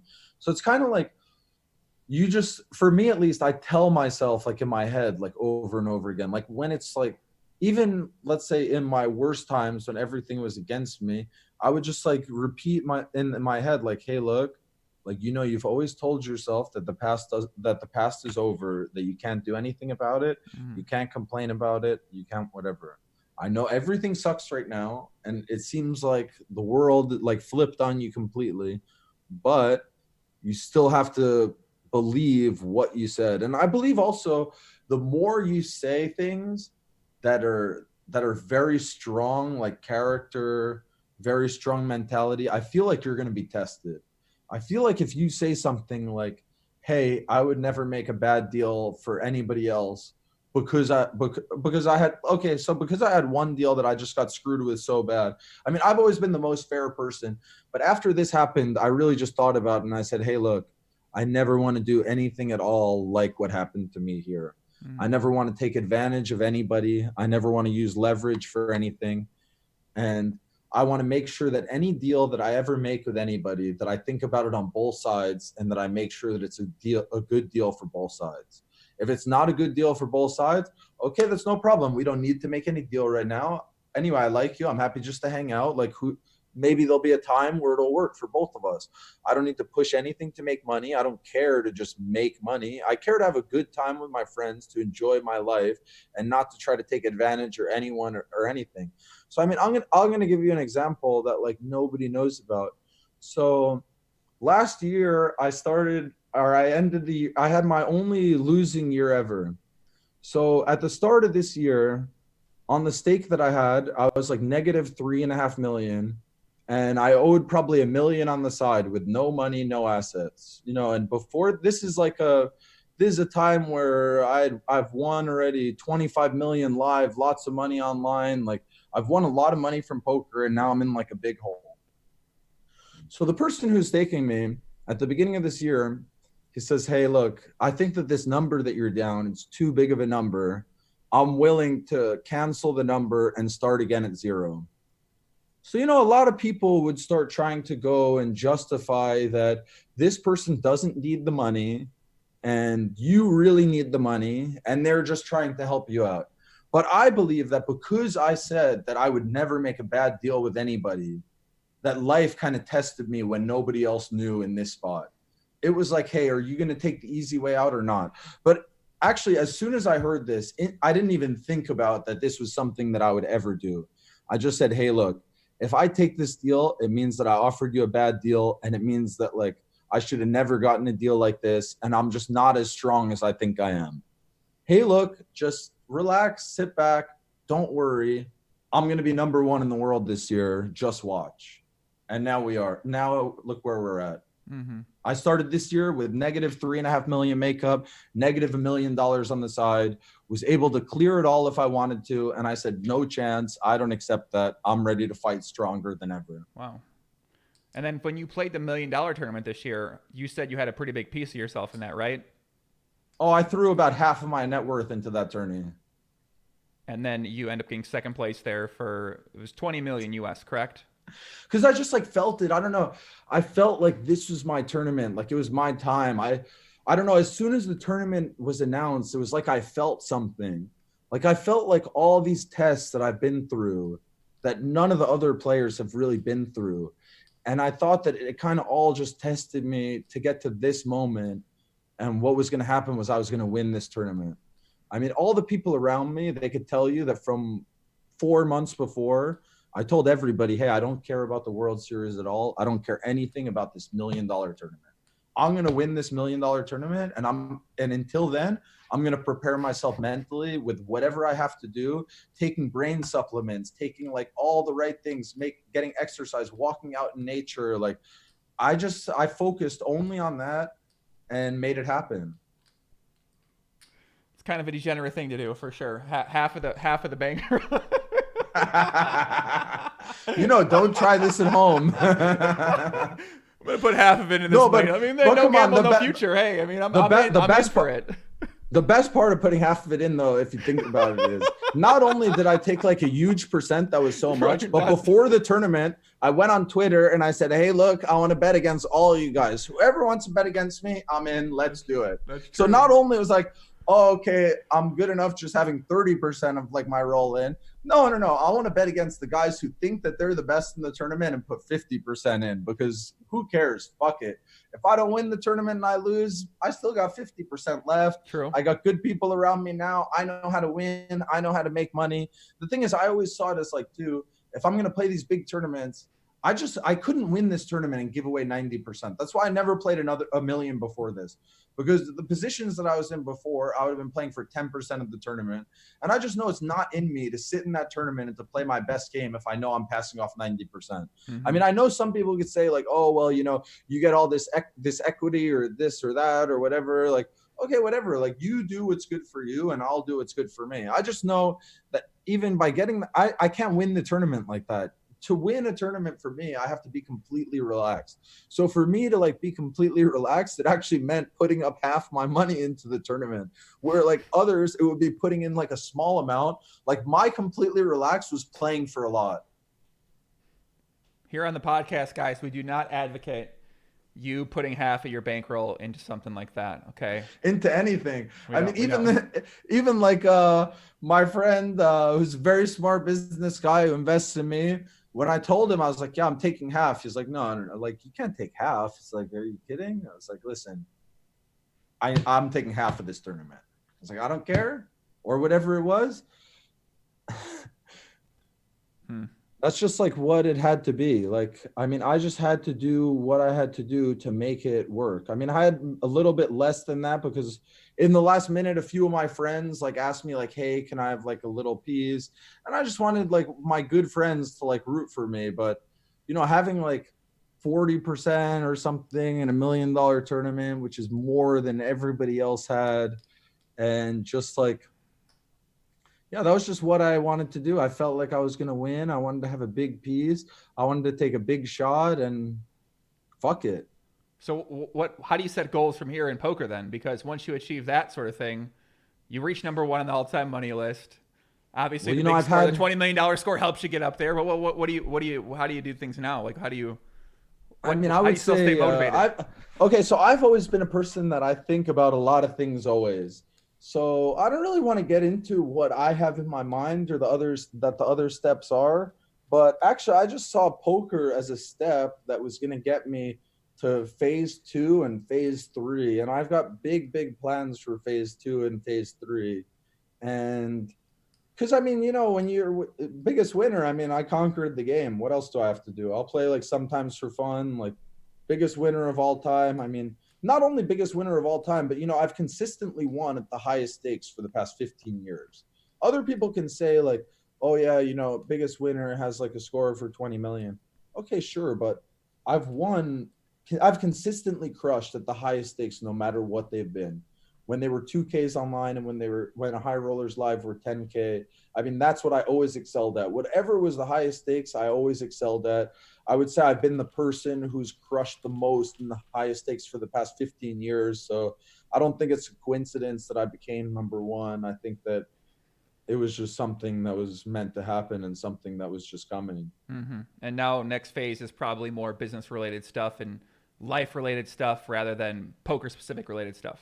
Yeah, exactly. Next phase. Exactly. It's more business and life related. And I would say the phase after that is like to try to do good in the world. Mm-hmm. I mean, I would say that I'm a very selfless person. I care about the people around me more than I even care about myself. Like, for instance, you could talk bad to me, do something bad to me, like I'll take it.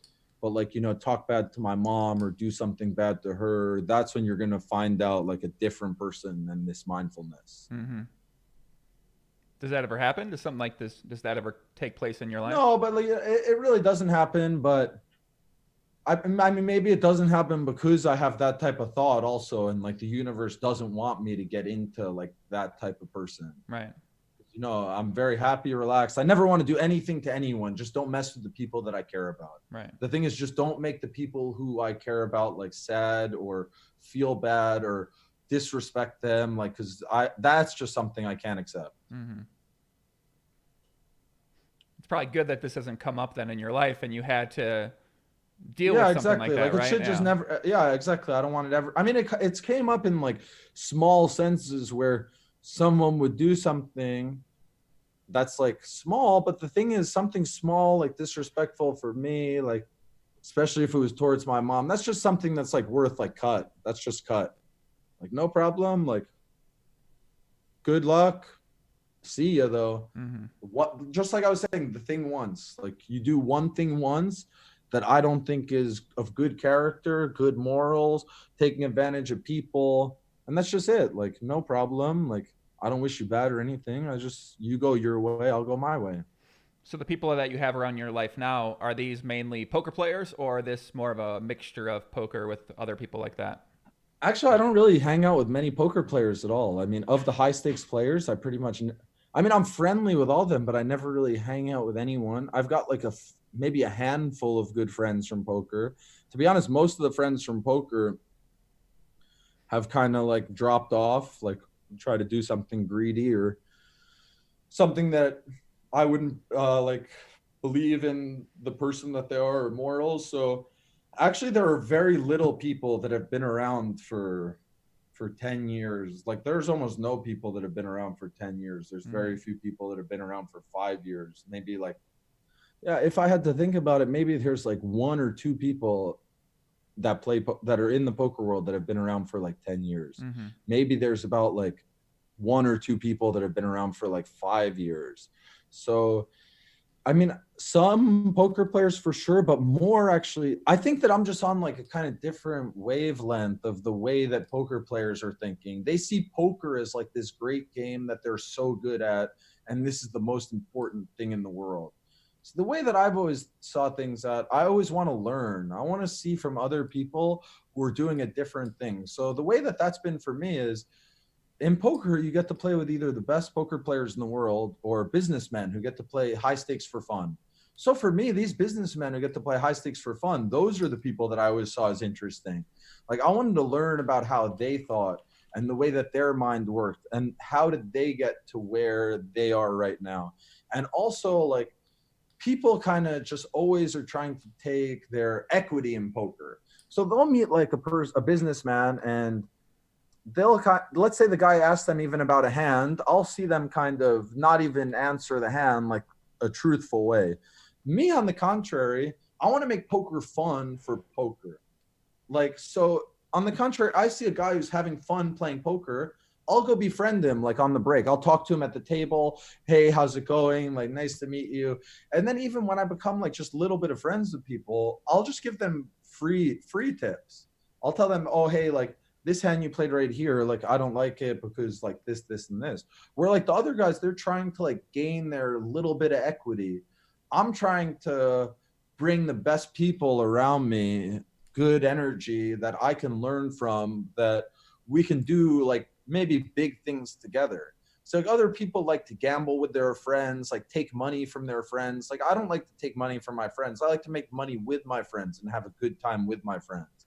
Like everything isn't about money to me, where I think a lot of people get, I mean, almost nothing is about money to me, to be honest, other than the only real reason why I cared about money was just to have freedom for myself and to be able to help like my family. I Mm-hmm. mean, that's always been the goal of mine.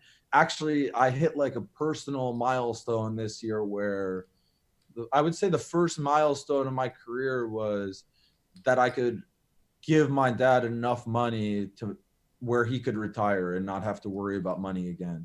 I mean, I actually told him that that he'd retire before I was 35 and I guarantee it. And actually we made a deal that he's retiring at the end of this year. I'll be 33 in November. So I hit like my most important goal so far. And I would say that the reason for me why that is because I mean, I have such a close family. My mom is like the most amazing person in the world. Like I give everything of who I am, the person I am, to the way my mom raised me, the way she let me be my own independent person and trusted me and kind of like just guided me also on how to be a good person. Like my mom's just an amazing person who brightens like the day everywhere she is. And at the same time, I would see too what my dad did, and I would appreciate that more than anything also. What my dad did is my dad sacrificed himself for the family.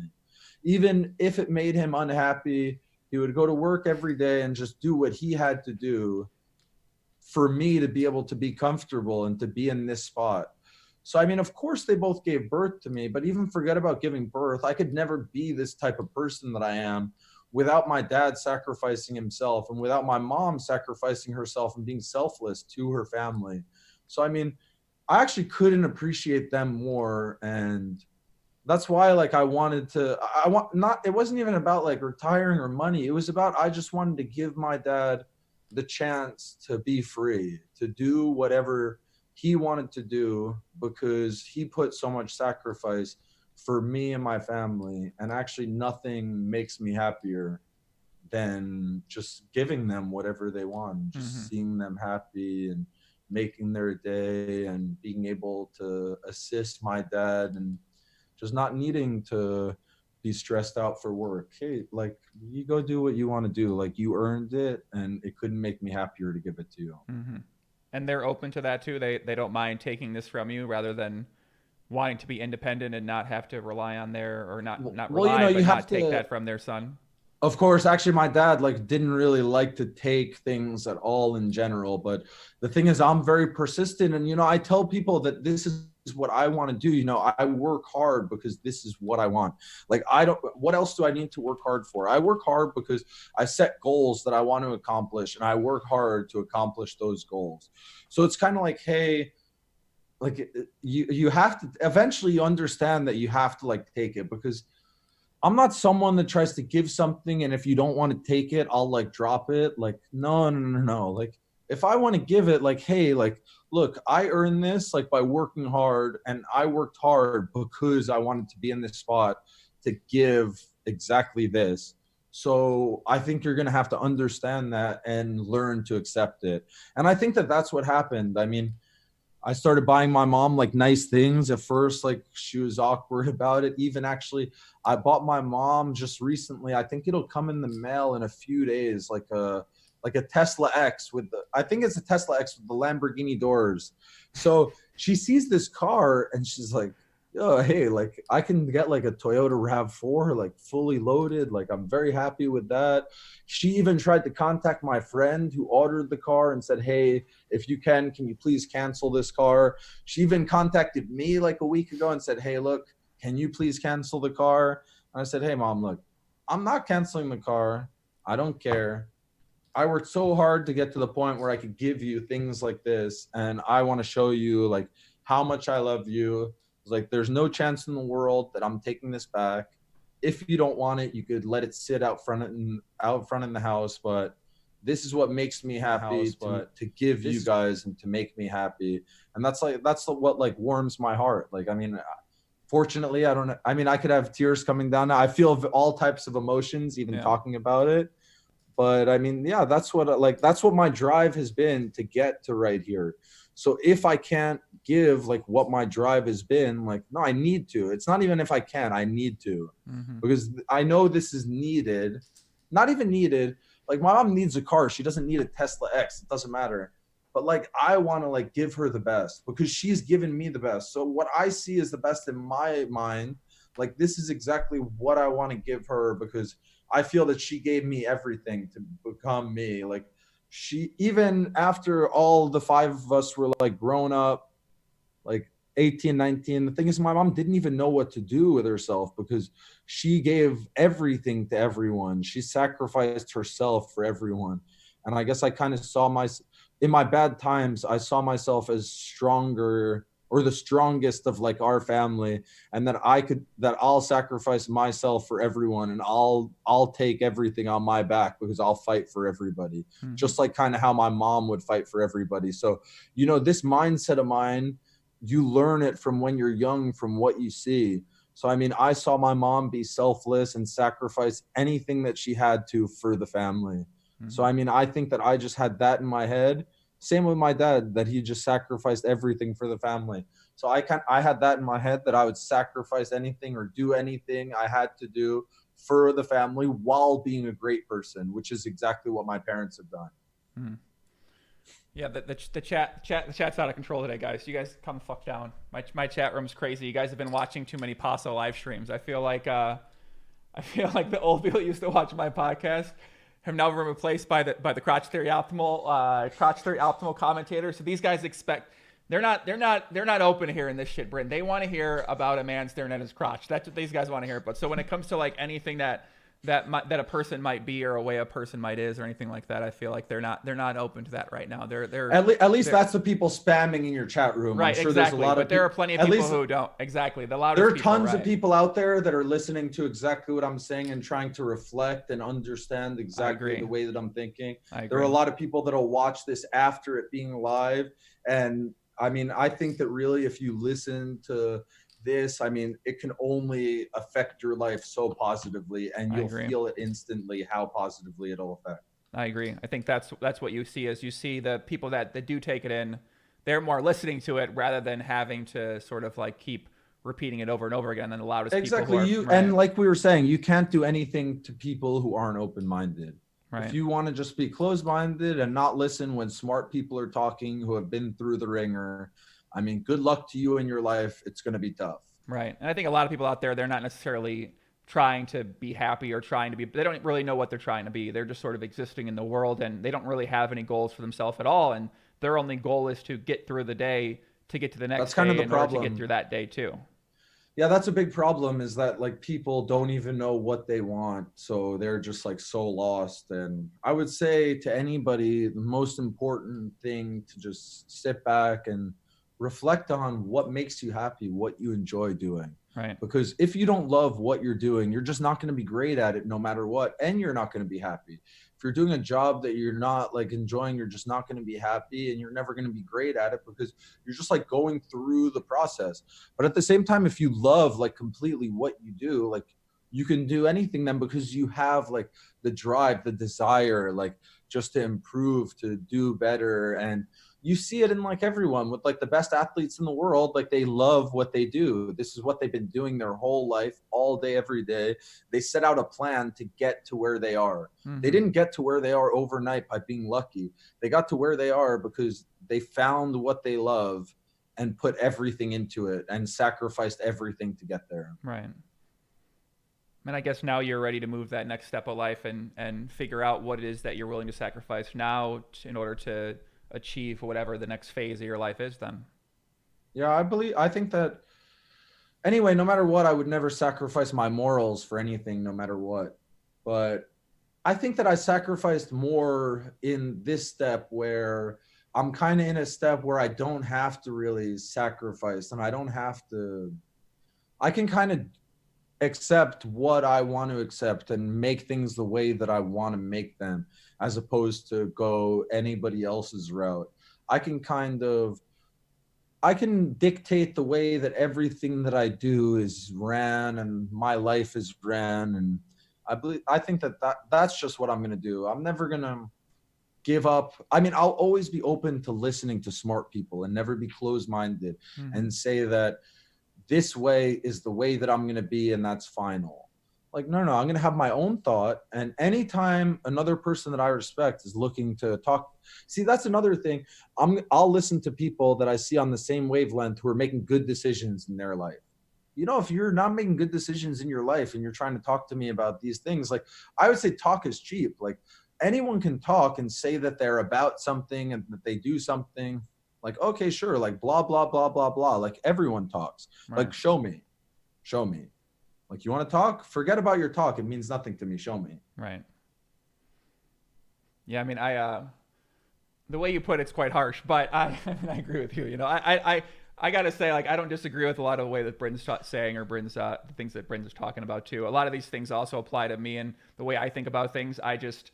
I'm not quite as open as sharing these things as you are. You're much more forward about this, and you have a Well, I just want to I want to help right. people is the thing. Yeah. Like the thing that I enjoy the most in life actually is helping people, is giving them like an hour of my time to set them on a good track if they want to listen. Right. And there's no like better thing for me than if I see someone listen to my advice and then I see it with my own eyes, the way that it's positively affecting their life.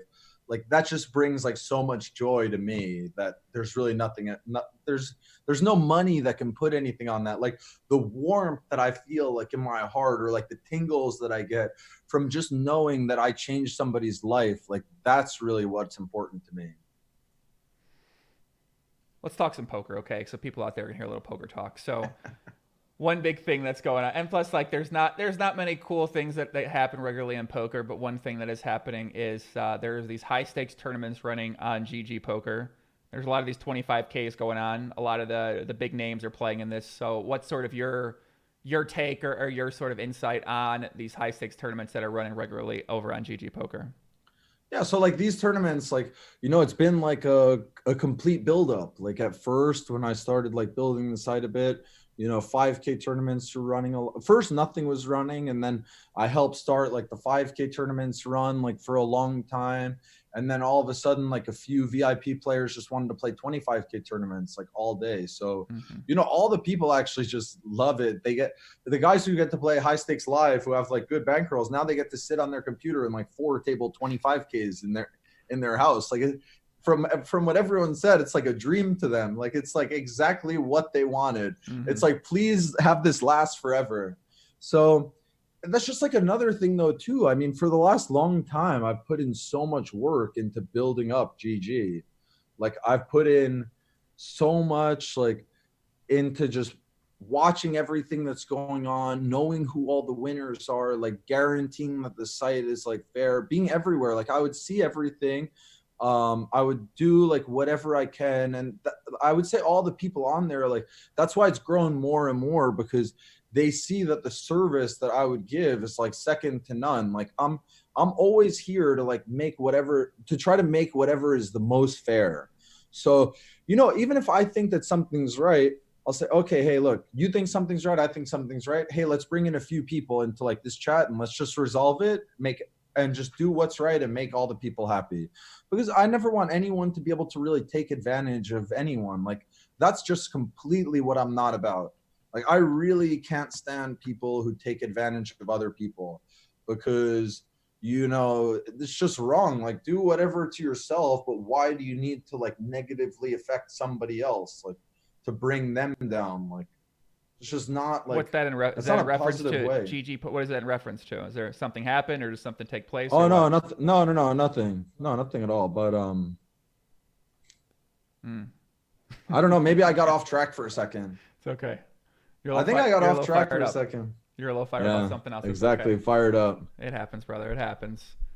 It definitely happens. But yeah, I think it's cool. I think as you mentioned, there's a lot of guys that are four-tabling these 25Ks, and I'm told there's one guy that's maybe down a little bit of money, having a good time on there, splashing around, enjoying himself. So I saw Limitless the other day post in the forums. He said him and True Teller are looking for a crossbook out there. So listen, if you want to go, I didn't even know Limitless was a big tournament player, but apparently Limitless is all about the tournaments these days. So shout out to Victor. He's a past guest of the podcast. I'm sure we'll have him on again sometime in the near future. So it looks like people are having a good time on there, and there's a lot of action going on there. So if you're looking for 25K. Exactly. Anyway, people are having like a good time too. Right. Like I was just that's like the thing. I want to give people a good place to play, have like a good time, and yeah, that's like the best. Have a good time. There's fun players playing on there. Maybe someone might be down 10 mil in the past month and a half or so. So I'd say more and more people wanted to hop in that action. That's true. Yeah. We want to talk a lot about GG Poker. You want to move on from GG Poker? What do you think? Nah, let's move on. Move on. I think we talked about it. Like GG's doing great. Like I know we talked about last time the idea of the uncapped rake at PLO. We got into that a lot last time too. People out there want to talk about it. The thing is that this it sort of is at the same time, right. that isn't like something that I didn't implement anything like that at all. Like for me, I would never put that really in place. Like they believe that if you put a higher rake on the thing, you your VIP players don't care, and you don't attract as many pros, which protect your game for the long term. I mean, I guess that's someone's belief. I mean, but I mean, it wouldn't be how I would go, of course. Right. But at the same time, you know, when someone's stuck in their way about something, like we were talking about in other senses, there's nothing really you can do to change it. So you can only like do what you can do. It's more about like telling people, hey, this is how it is here. I don't have control of this, but I've been like managing and controlling the tournaments. So anything about like the tournaments, like I'm up to listen, like no problem. That's what I'm like trying to do the best of. Right. Yeah, I think like the whole rake thing these days, you know, it's just there's this sort of backlash against the professional poker players, and a lot of people say they don't want professionals, and it's obviously unfortunate for anyone trying to win money or thinking about winning money at the game too. And the idea of more rake being better is great for players who don't care about winning, and either, you know, so it's this a fascinating thing, right? As professionals or as someone who wants to win at poker, it's something that you don't want to see. You think about it from business side, it makes sense too. I think honestly, I think the only way that you could actually justify that higher rake is better is that you're taking a lot of the rake that the winning players are paying and giving it to the guys who are losing. Mm-hmm. See, if you're taking it for yourself, like how can that be better? That's just like you taking it for yourself and the people making money like right there. But if at the same time you're giving like lots of promotions, let's say when people dump their account, that's like a VIP player, and all of a sudden you drop like 20,000 in their account, like, oh, thanks for being like a good customer, like on the site. If you're doing things like that, it can for sure help the ecology of like your site and keep the games from running for sure, because then it keeps your VIP players playing more and more and more. But unless if you have a system that's giving a lot back to the VIPs from what you're taking, then I can't see like how it could actually be good. Yeah, I think that's what Negrano was saying the other day on Twitter, was that more rake is better if you're giving back more rewards to the VIP players who are losing, and then you're trying to get rid of the parasitical bum hunters in some type of way. But the good professionals and regulars are still going to be able to win because the VIPs are losing enough money, something like that. I think that's kind of what he was saying would make up this. It all comes down to like math too. Like if the math works out that the pros are still winning and the games run longer, then I don't see like that there's really any problem with it. Yeah. Yeah, I don't know, man. I personally don't want to see it turn that way. If you're giving back, all high rake and everything like that. Yeah, but you know, like remember on like a lot of things, like let's say Poker Stars, for instance, it's just like you're playing with all pros all the time. So if you can find like a medium ground for how you can give more back to your VIPs and take a little bit from your pros when they're winning a lot anyway, that keeps the games like running, like better games for longer. And like that's the thing that you need there to be like good games for longer, as opposed to pros like just taking the maximum. Yeah, I agree. I don't know if we're ever going to find that middle ground out there, because we have. Yeah, I mean it's hard to find actually how to do that. I mean, I'm sure that poker players are very smart. I'm sure you could sit a bunch of poker players in a room, and if they don't want to be greedy for themselves and trying to think of what is the best for them, I'm sure that a solution can be found. Right. Well, I don't see that happening anytime soon. So we'll see what happens. I mean, I know Phil Galfon's trying it out with his site as well too. Unfortunately, they need more people to play on the site. They also don't have tournaments as well too, which draw a lot of people to the site. So they're going through their own challenges and issues right now. So yeah, there's a lot of issues in building like a site. I mean, software, so many like hurdles there are to be able to build like a great site. Like so much different legislation. You need so many good people on your team to be able to do this. Right. Like, cause it's like any big company. If you want to like really grow a big company, you need like a lot of like sharks on your team, because you know, everybody's good at what they're good at. But, you know, I would say to build to build something like this, you need at least like 10 people who are very, very good at what they're good at. Like, no matter what, you're not going to be able to do it yourself, because there's so many different factors inside just building this business that many people need to be good at. Yeah, I think it's a good point. And a lot of times the incentives for those people don't necessarily line up as well too. So yeah, plus it's hard. Like, you better have like an amazing network where people really believe in you. That's another thing. To get like these people that you need, they're going to need to believe in who you are, what you do, and trust to join. Because a lot of these people that you need, they're going to be already successful on their own. Right. So it's going to be hard to even for them to give you their time unless if they really like you and they want to give you their time and they believe in you. Right. So that's like a big hurdle about it. The people that you need are very hard to get, like very, very hard to get. The person who's going to build the software, the person who's just going to manage the software on the day-to-day, the 50 people underneath them who are going to be building the software, and the 3 people at the top who need to be all sharp in building and security, in building servers, like in doing KYC legislation, like just to have trust. Like you have to have like people as the face that people are actually going to trust, or no one's going to play anyway. Like it's so many factors that you need to really cover so well. See, that's the thing. People see something as like, oh, look at this poker site. I could make a poker site for this amount, and look at what people turn a poker site into. It's like, yeah, you can turn it into that if you have all the right pieces. But if you don't have all the right pieces, you should probably just go home and forget about it. We might not have any poker sites then if they did that. Well, no, you need someone's just going to have to find all the right pieces, it looks like. Is that your plan? You thinking about doing that? I mean, that's a lot of work. Yeah. A lot of work. A lot of work. I mean, a lot of battling with the bots out there too. You know, if you're a poker site, you got to go battle. Yeah, with of the course, bots. you got to have like that too. You have to have guys who are like experts in bot detection. See, the thing is, we could talk for the next 2 hours of all the people that you need to be able to build a successful poker site. And that's a lot of work. I mean, I put a lot of work already into poker, like my whole life. And I'm at a point where I can at least like enjoy my life. Like I kind of can sit back and breathe a bit, which I feel like I actually need, at least for this time right now, I need some time to breathe. Breathe, enjoy the air, enjoy life, see, the thing is, if you just keep doing things over and over again, you don't even really enjoy the journey and where you got to. See, it's easy just to accept it, just like to move on. Oh yeah, boom, boom, boom, boom, boom. But hey, like how about instead, like all this work that you sacrificed and put in like your whole life to get you like where you are, like maybe you should just like step back and breathe, like, and just like enjoy a bit, realize that you accomplished your goals, like, Right. And just at least before you want to work very hard in the next goal, just like enjoy yourself. And that's what you're doing now. You're kind of just taking that time back and enjoying Yeah, yourself. actually, I'm about right now. I'm doing like 2 weeks in Hawaii. I'm doing a week in New York with my family for my birthday.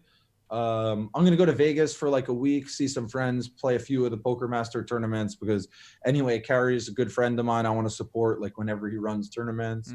I'll probably go to the Bahamas for a week just to have vacation, and then actually I'm planning after the Bahamas to do a 2-week trip in Peru, to go to Machu Picchu. There's 2 top restaurants in the world called Maiko and Central. I've been wanting to go to both of them, and actually I'm ready to go to the next step of plant medicine and try ayahuasca.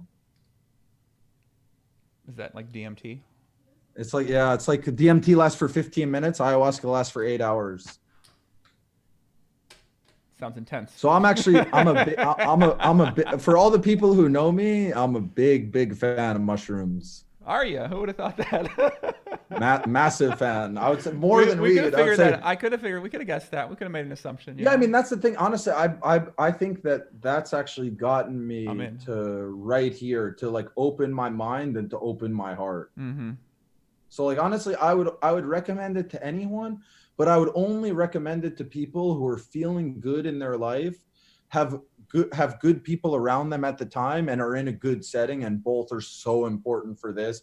And if you don't think about one of these, you could have a horrible time, and for sure shouldn't try. This is mushrooms you're talking about. Yeah. Okay. Any psychedelic, I would say. Any psychedelic, unless if you're comfortable and happy in your head, in a good setting, and have good people around you, I would say that it's definitely not the time to do it. Hey, let's get a couple questions from the chat out there, guys. I know you guys have questions. I keep seeing comments up there. You guys are excited. They're excited today. They're fired up. They're fired up today. They're fired up. They're ready to do some mushrooms right now, I think. BFN 28. Could you imagine getting stoned with Bryn and him just absolutely mind fucking you?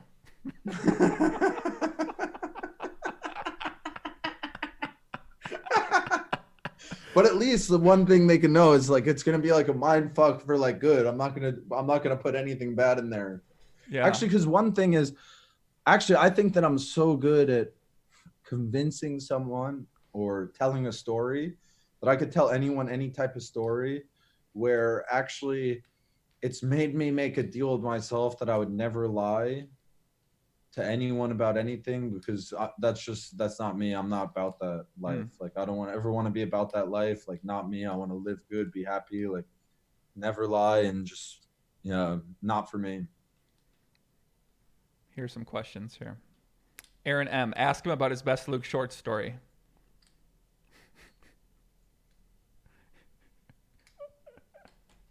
Do you have a good Luke Schwartz story for the people? I don't know if I have like one specific story. The guy just makes me cry every time I see him. It's like the biggest cartoon character ever. Oh man. Yeah, I can't think of like any specific story like in my head actually. I just think of every single time I see him, I'm just like dying laughing. Just because he's him. Just because he's him. He just speaks. Just like such a cartoon. He is such a cartoon, and it's so fucking beautiful. Like even at times, like I would invest in him and lose so much money, and he would leave my place, and I'd be like, normally like someone like, and he would act like an idiot sometimes too, like losing the money. I'd be like, usually like I'd be like, fuck this guy, but this guy's just like got me crying here. Like I can't fuck this guy. I need him around. Pigeon, what does he say? This pigeon took me down. I can't do Luke Schwartz impression, listen, I wish I could. I can't. But this pigeon took me down. I don't know. You fucking know what he might say. I don't know. No, but the best line is when Gloria Balding like asks him like, so who is the real Luke Schwartz? It's like, what? You're looking at him. I got my yellow tee, my Jake Young, whatever. That's like the best line I've ever heard. It's a very old school interview right there. We were playing it like recently after I won the Triton tournament because we were hanging out with him, and I had to show all the people that were there in the interview, and we're all just dying laughing in there. And he's like so ashamed. He's like got his head down, like, oh my God. Jeez. Let's see. Gabe Killian, I want a reality show with poker players living in a house together. Bryn Kenney, Barry Greenstein, Prahlad Friedman. It's going to be tough to convince me for that one, especially since I don't care about money. So, I mean, yeah, good luck selling that one to me, bud. You, Luke Schwartz, and Barry Greenstein, and see, I'll make a house of the people that I like the most, who are the biggest characters ever, right. And no problem. We can make a reality TV show about that, and this will have people crying on the floor. Like, for instance, actually, okay. I went to I came to Japan, and then I was hanging out with two friends in the club at One Oak, and it's 4 a.m. in the morning, and somehow they bring up that they want to try like magic mushrooms for the first time. So I say, oh, okay, I can get like some over here. I know for sure, like we can do it. So I was like, okay, guys, let's go in the morning. Let's go back to the room and pack up and leave right now. And they look at me and they're like, are you crazy or what? No, I'm like, no, let's go.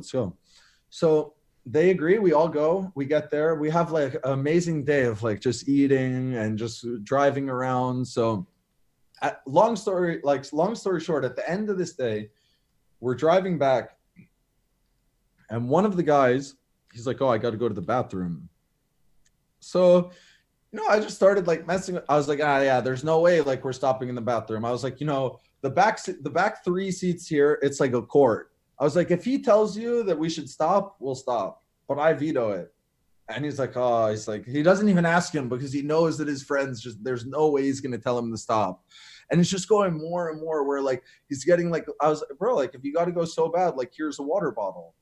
So another friend is in the front who's like a female, and he's clearly like embarrassed, like just to do it in the water bottle. But he's embarrassed to do it in the water bottle. But at the same time, he's got his like pants like down to his knees, like with his just like dick out completely, and just like sitting there, just like trying. What the hell's happening here? Just like he's trying to pee in this bottle, but like he can't. He just can't completely. He's like, I can't do it. I was like, oh, okay, but like if you can't do it, like you must not have to go so bad. So he's like moving around in the car. He gets up. He goes into the back seat, like right next to his friend, with like butt naked, just like standing up, trying to pee in the bottle still. He's like, I can't do it. And he's just like, he's going nuts. And I'm seeing it like in his face. It's just like so funny. Honestly, I've never laughed more in my life. I was crying laughing. If there was a YouTube video of this, I swear it would be the biggest hit YouTube video in the world, without a doubt. I told him that too, because actually he has a company that makes videos and like commercials. I was like, hey, look, if we can somehow recreate this moment again and make a video of it, I was like, this is how like your company's going to blow up. So let me get this straight. There's a guy, you guys won't stop for some reason, so you can just go pee. You refuse to stop the car, and he's butt naked trying to stand up, piss in a bottle, but can't do it.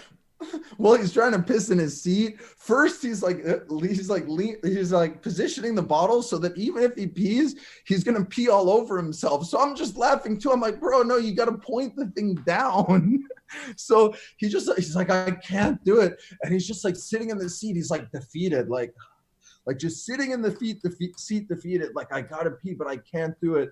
Then he like gets up, moves around, tries to do it over there. He keeps like getting up, like trying, then being defeated. It's like I keep seeing all the emotions like that he has, and I'm just crying in the seat next to him. And after, like when we get back to the house, we're sitting down, and I was like, hey, like I'll never forget that. I need to see your face like every day. Like I need to just like look at your face like every day of my life. Like maybe we need to FaceTime or something. Just like that's what will make me happy. Is he gonna pee in the bottle on the FaceTime too? Maybe. No, he couldn't actually do it. He tried, but he didn't have the will to do it. He was too worried. If only he played poker online, he'd be a master pissing in the bottle, because I'm actually one of the best in the world at pissing in the bottle. Yeah. You and Antonio. Yeah. Although Antonio isn't one of the best in the world because he got caught doing it, so you must be much better. That's true. I've been pissing in the bottle for a long time, guys. Shout out to and nobody knows until you just said it right now. Nah, it's something we talk about a lot in the podcast cycle, unfortunately. I mean, listen, it's like a vital thing. 24. How do you play long sessions online? You can't miss hands an hour. You got to go in the bottle. So legend. Kind of is what it is. Brent, do you have a Phil Ivey story? We let people up here in the Phil Ivey stories out there. You got a Phil Ivey story you can maybe tell the people out there that they could enjoy? Maybe something where it's fine too. Yeah. The thing is, my best Phil Ivey stories are not for interviews. Okay. But my Phil Ivey story that I loved was, so I'm playing with Phil Ivey and it's not really like so great like about him. It was just like, for me, it was funny. We're playing in this 5K tournament, WSOP, like 5K 6 max, and we played all day. I played like super aggressive in the thing, and at the end of the day, he starts talking about like online, and I'm like, oh yeah, Phil, like we played like a lot heads up, and you probably wouldn't even remember my name. So I tell him my name on full tilt, and he goes he turns his head and looks at me with like and just goes, I would have played a lot different today if I knew it was you. But the look that he gave me when when Phil Ivey was always the person that everyone's like, oh, Phil Ivey is the best. The way he looked at me, he knew that I just like crushed him completely. And just like that feeling that he gave me was like such an amazing feeling. Like, wow, this guy who's like thought to be best in the world just looked at me like, fuck, like this guy's destroyed me. That's you? I was like, yup, that's me, motherfucker. So you destroyed Phil Ivey. Yeah, maybe for like 800K and like heads up PLO or something, like 400 over like a 2-week span before that. But did you play him after he knew who you were? Did you guys play again? No, actually, I just didn't. I think that I didn't really. I think I lost all my money. Like I started going in like a negative spiral of like staking people, spending too much. So as soon as that started happening, like I didn't even want to play because if you're playing like high stakes, you need to be like feeling good. And I mean, unfortunately, I let like my before now the biggest role that I ever had like squander, and yeah, not even really with me losing. Maybe I built my role at that time after I beat him for the 800. Maybe I had about like 3.5 million or something. Mm-hmm. And maybe I lost like 400 back and lost the rest, like just being stupid. Stupid and outside of poker. Yeah. Well, stupid in like staking people, being too nice to your friends. like paying too much for things, just like being careless outside of poker, Right. outside of my own poker. What was the full tilt name that you played on? One Upon a Star. Okay. Yeah, those days of the high stakes online heads up battles seem behind us. I don't think those are happening Yeah, again. there's no battle now. Everybody's just like in their GTO style. If you want to play like heads up PLO, you're just gonna play against like some robot for effect. Yeah. Not quite as fun as it used to be back in the day. So. No, battling 4 tables and just playing completely animal. Mm-hmm. Those fun times. Kosovo Serbia says, ask him who he's afraid of in poker. No fear, brother. Okay. I think I knew that answer. Can't have any fear. If you have any fear, you're admitting defeat before you're ready to fight. You think a little fear is healthy to have sometimes? I don't know. They say that I was watching like what is it? The 7 chakras or something, and one of the chakras to master is like you have to have no fear to do it. So I believe that maybe you should have I think that you should have no fear. You should be prepared and understand that things are as they are and come prepared for that. But I don't think you should be afraid to come prepared. Bryn, can you give the people out there 1 or 2 pieces of poker advice for them that maybe they can implement into their game today or tomorrow that'll help them maybe be a little bit better at the game? I would say one thing that you could do very well of is watching the best players playing. See, one thing is if you watch the best players playing the highest stakes, it doesn't really relate to what the games that you play are. Right. Like it only relates to playing against the best in the world. So if you watch the highest stakes and try to emulate the games that the people play at the highest stakes, it's not going to do well at like middle stakes and low stakes. The thing is, I think what you should do instead is you should watch the people who are doing well in the stakes that you play. I mean, I've heard from a lot of people who have done well that what they've done is they would sit at their computer and watch me play and try to think about why am I making the play that I'm making. And, if you try to start understanding the way that someone's brain works, that's at like the top of whatever game you're playing, you can always like improve your game for sure.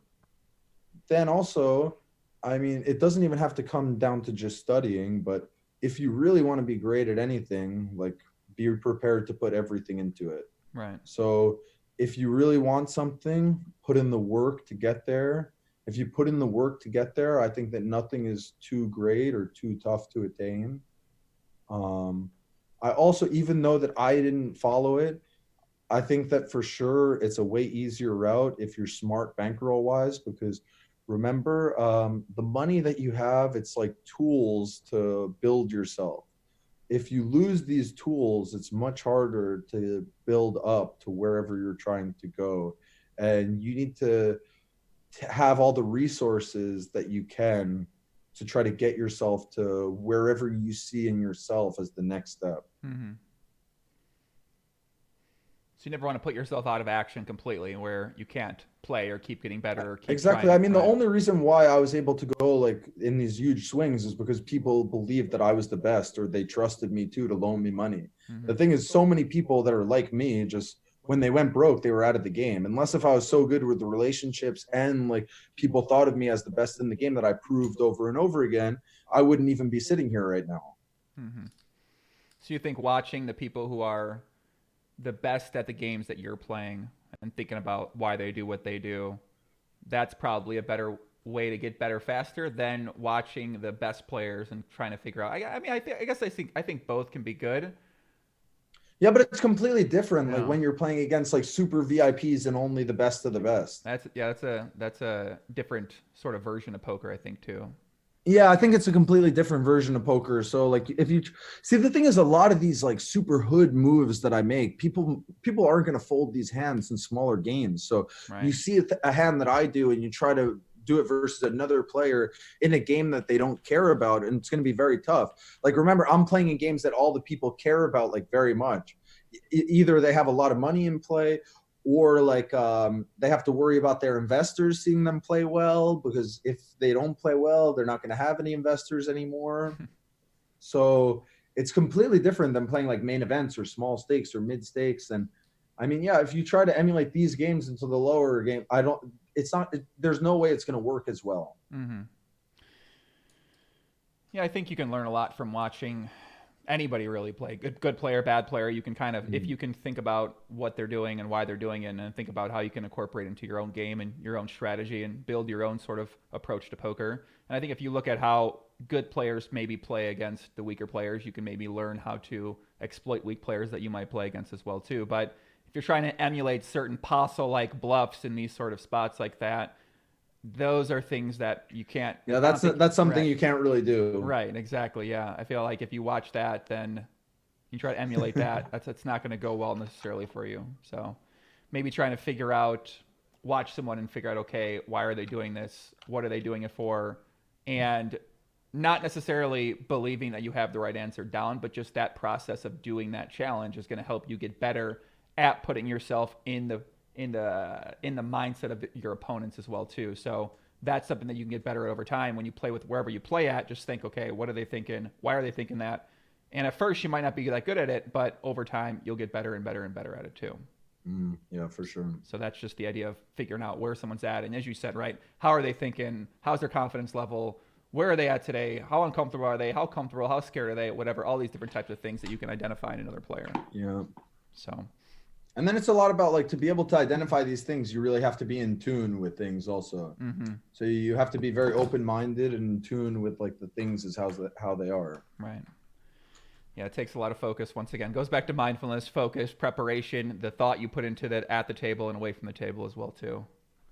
So it kind of builds you up to the person that you become. So what do you got planned next, Bryn? What can the people watch out for?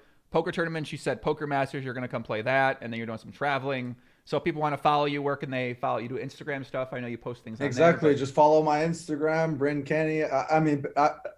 People really, like, tell me that they love my Instagram. You know, just like I laugh, have a good time, show people good stuff. And Bryn, yeah, I mean, a lot of people, they like the story or they like the post, because all I see on the posts are just I don't. It's all, yeah. I mean, the posts. It seems like the only thing that people like is when I win a tournament and make a post. So I just like save my posts mostly for like the tournaments that I win. Yeah. And I make like a lot of stories that people really like. That's cool. Well, you guys can check out Bryn at Bryn Kenney on Instagram as well too. But yeah, people on Instagram, they usually just like chip stacks. In poker, where they like chip stacks, they like winnings, they hate scenery, they don't like food very much. They don't like family really. You know, they like when you win things or when you got big chip stacks. That's at the poker table too. Post a picture of you with your parents, they're like, we don't give a fuck. Post a picture of you at the tournament table, and they're like, oh my god, a guy is playing poker. You know what I mean? So it's I don't know. That's how it works on the Instagram streets, I think. So yeah. All right, guys, I'm gonna wrap things up. I'm gonna be back tomorrow. Podcast in JRB, Jean-Robert Ballande at 5 p.m. I have no idea what Jean-Robert is gonna say, but the man is whoa, who's that? Brent's got a call. Hello. I don't understand why they're calling me. Hello. Who is that? It's like Jungle Man. It's like Jungle Man. Yeah, Jungle.